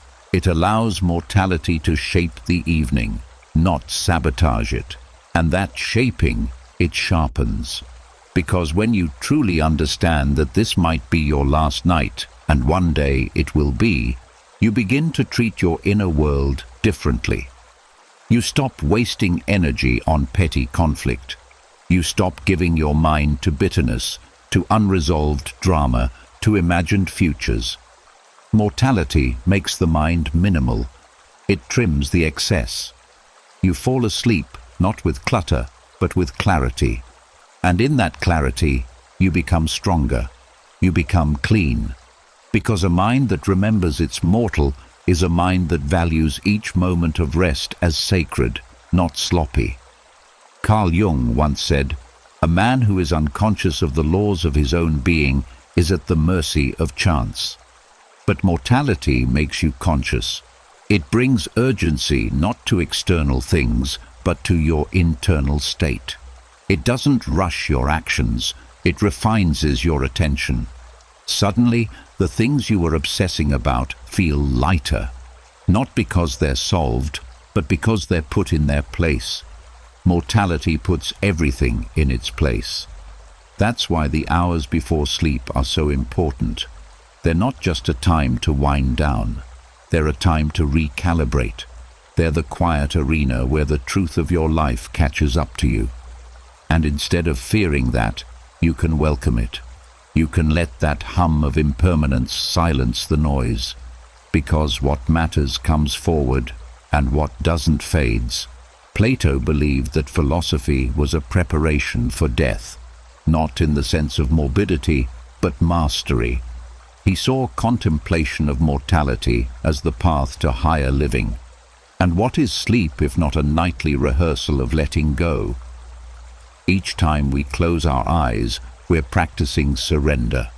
And that surrender becomes meaningful when it's tied to purpose, when it's done with awareness, when we fall asleep, not trying to escape life, but aligning ourselves with its truth. This is why rituals matter, not for superstition, but for attention. When you set aside a few minutes before bed to reflect, to breathe, to check in with what actually matters, you're not just relaxing, you're sharpening.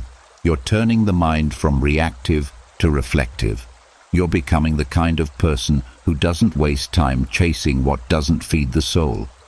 And if you've ever laid awake feeling haunted by a strange sense of urgency, like you should be doing more, becoming more, understand this. That's not anxiety. That's the part of you waking up to life. The discomfort isn't a problem, it's a pointer. It means your mind knows there's more that you don't have forever.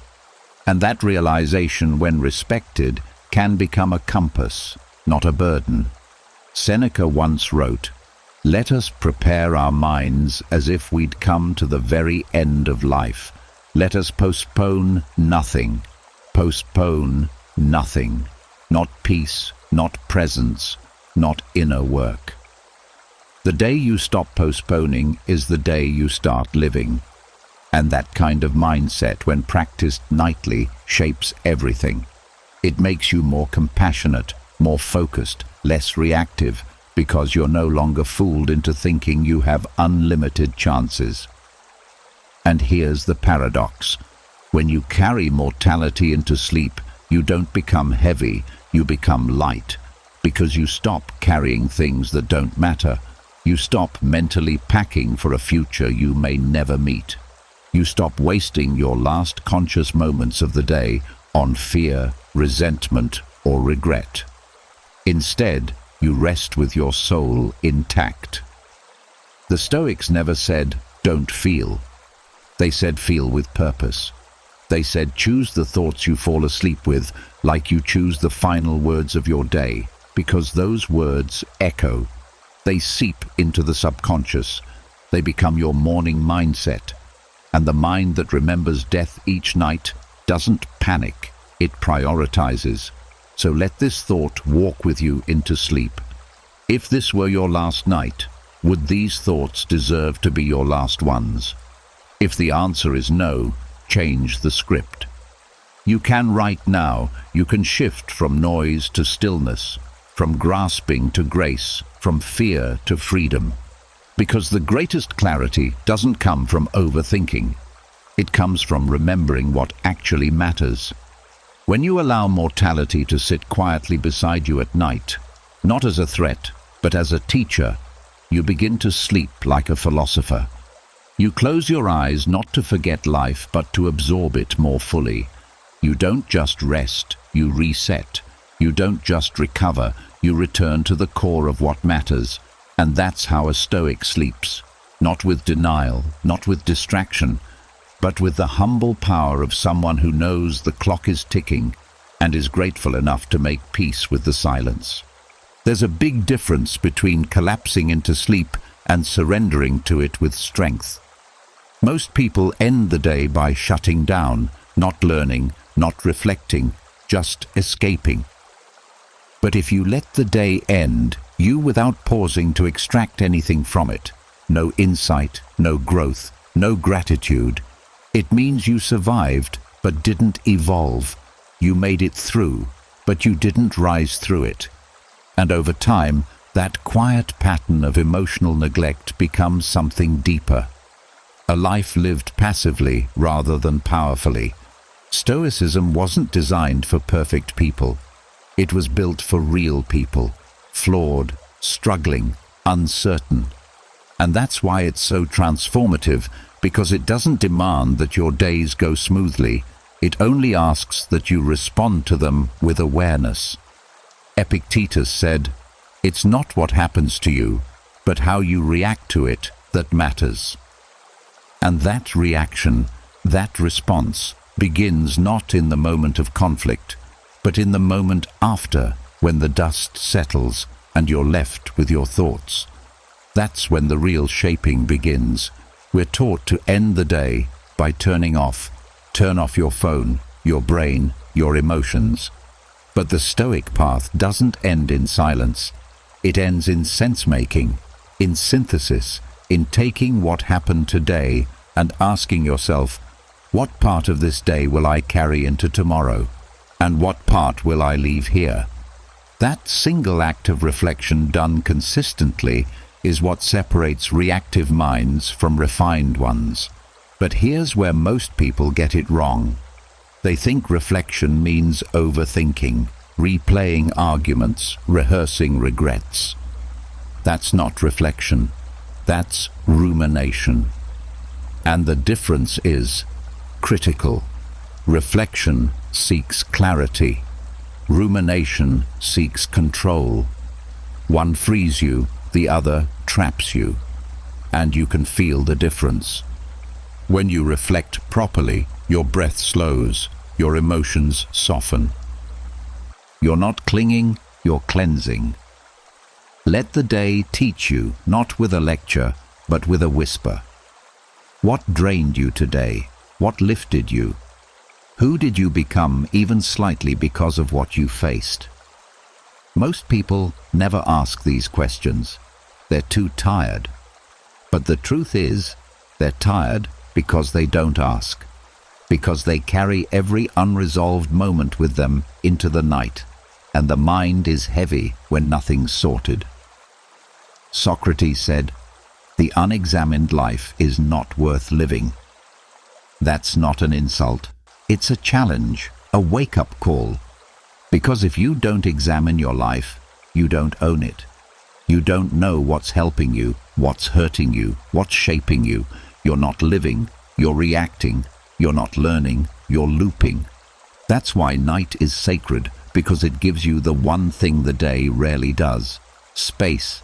Space to breathe, space to think, space to process without performing. And in that space there's power, not the loud, flashy kind, the quiet, enduring kind, the kind that grows every time you choose awareness over avoidance. Even if today was hard, even if it broke you a little, it doesn't mean it was wasted. Pain doesn't make a day worthless, but ignoring the lesson inside that pain, that's the real loss. And you don't need a journal or a ritual to get the benefit. Just a moment, a willingness to listen, to ask, not why did this happen to me, but what did this reveal in me? And if the answer is something you don't like, good. Now you know. Now you have something to work with. Because the point isn't to be perfect, it's to be present. That's what Stoicism is about. Not suppressing emotion, but transforming it.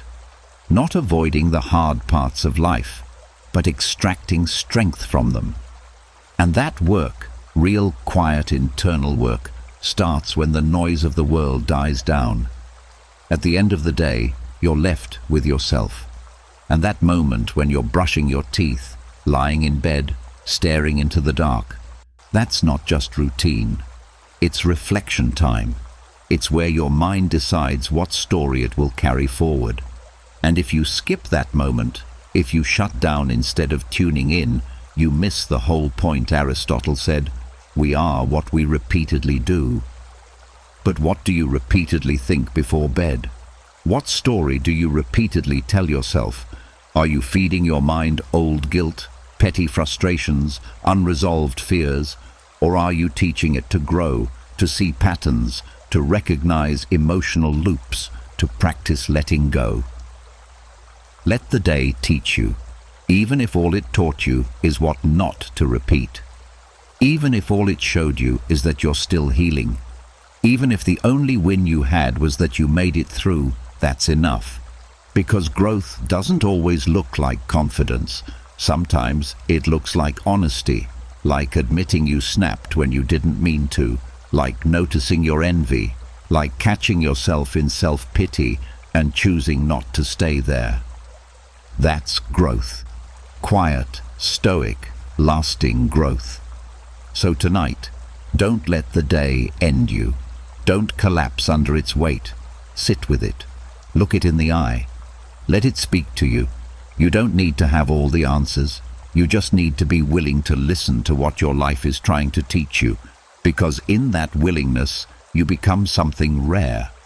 A person who doesn't just live through days, but learns from them. A person who walks through life not with arrogance, but with awareness. And that in the end is the mark of true strength. Most people wake up reacting, not thinking, not choosing, just responding, like a machine programmed by yesterday's noise. The alarm goes off and their mind is already racing what they forgot, what they're behind on, what someone said or didn't say. Their feet hit the floor, but their thoughts never got a chance to align, and that's why they feel drained before the day even begins. It's not the morning that's broken, it's the programming. But when you wake up with a trained mind, everything changes. You're no longer pulled by impulses, emotions, or other people's energy. You move with clarity, with intention, not perfectly, but consciously. That's a superpower in today's world. Not because it's flashy, but because it's rare. And like all rare things, it's powerful, not because it's loud, but because it's consistent. The Stoics understood this better than anyone. Marcus Aurelius wrote, "When you arise in the morning, think of what a precious privilege it is to be alive, not to be busy, not to be validated, to be alive." That awareness alone is enough to change how you carry yourself. Because when you're truly aware of life, of your breath, your mind, your choices, you stop throwing your mornings away on autopilot. And here's where the night plays its part. A trained mind in the morning is born from what you feed it at night. Sleep doesn't erase your thoughts, it incubates them. It takes whatever mental pattern you fall asleep with and strengthens it. That's not spirituality, it's neuroscience. The subconscious brain reviews the day, encodes memory, and reinforces thought loops during rest. So if you fall asleep with worry, resentment, distraction, that's what gets rehearsed. And you'll wake up heavy, even if your body got 8 hours.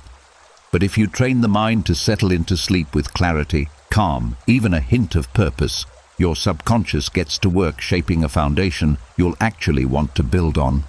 You wake up with less noise, less emotional fog, more grip, more presence, and that's a different kind of energy. Not the kind that burns hot and fast, the kind that carries you forward with steady control. Carl Jung said, "Until you make the unconscious conscious, it will direct your life and you will call it fate. But when you train the unconscious, when you influence it through repetition, intention, awareness, it no longer directs your life blindly. You lead it, and that's the beginning of mental freedom. There's no need for morning hacks if your mind is already grounded before sunrise. No need to jolt yourself awake with loud motivation if you've gone to sleep in alignment. A trained mind doesn't need to be forced, it flows. It's not about getting rid of hard thoughts, it's about deciding which ones deserve your attention. Because when you wake up with a trained mind, you're not just alert, you're aware. You notice your first emotion before it takes over. You hear the thought before it spirals. And in that tiny space between stimulus and response, you gain power. It's a calm kind of power, one that doesn't flinch under pressure, one that doesn't chase validation, one that doesn't fear being misunderstood. A power that comes from self-command, from knowing that your inner world sets the tone for everything else. The weather, the inbox, the news, they may still come. But your reactions, those belong to you because your mind was already trained before the world had a chance to pull you off track. This is what the modern world forgets. That discipline doesn't begin with action, it begins with thought. And not just daytime thoughts, nighttime ones too. The subtle affirmations, the quiet decisions to forgive, the unseen shift from anger to awareness. These shape your inner rhythm, and your rhythm shapes your life. So yes, waking up with a trained mind is a superpower. Not because it makes life easy, but because it makes you unshakable. You don't need a perfect routine. You need a prepared mind. One that was shaped not by panic, but by peace. One that doesn't chase the world, but leads itself through it. And that kind of mind, one that is still sharp and self-led, becomes your greatest tool, your anchor, your edge. Because when the world moves fast, the one who's steady wins. When everyone is loud, the one who's centered is heard. And when everything feels chaotic, the one who's trained rises not with force, but with clarity. That's not magic. That's not luck. That's mental preparation. And it's built in the quiet moments, especially the ones before sleep. So that when the morning comes, you don't just wake up, you rise and you move, not with panic, but with power. The day doesn't decide who you are. You do. And it begins in the quiet, when no one's watching. When the world is still, that's where strength is built. That's where peace is planted. And that's where your real power begins. So tonight, give your mind something noble to rest on. Let it carry wisdom into your sleep, and you'll wake with a mind that's not only clear, but unconquered. If you found peace in this, you'll want to watch the next video waiting on your screen. It was made to go even deeper.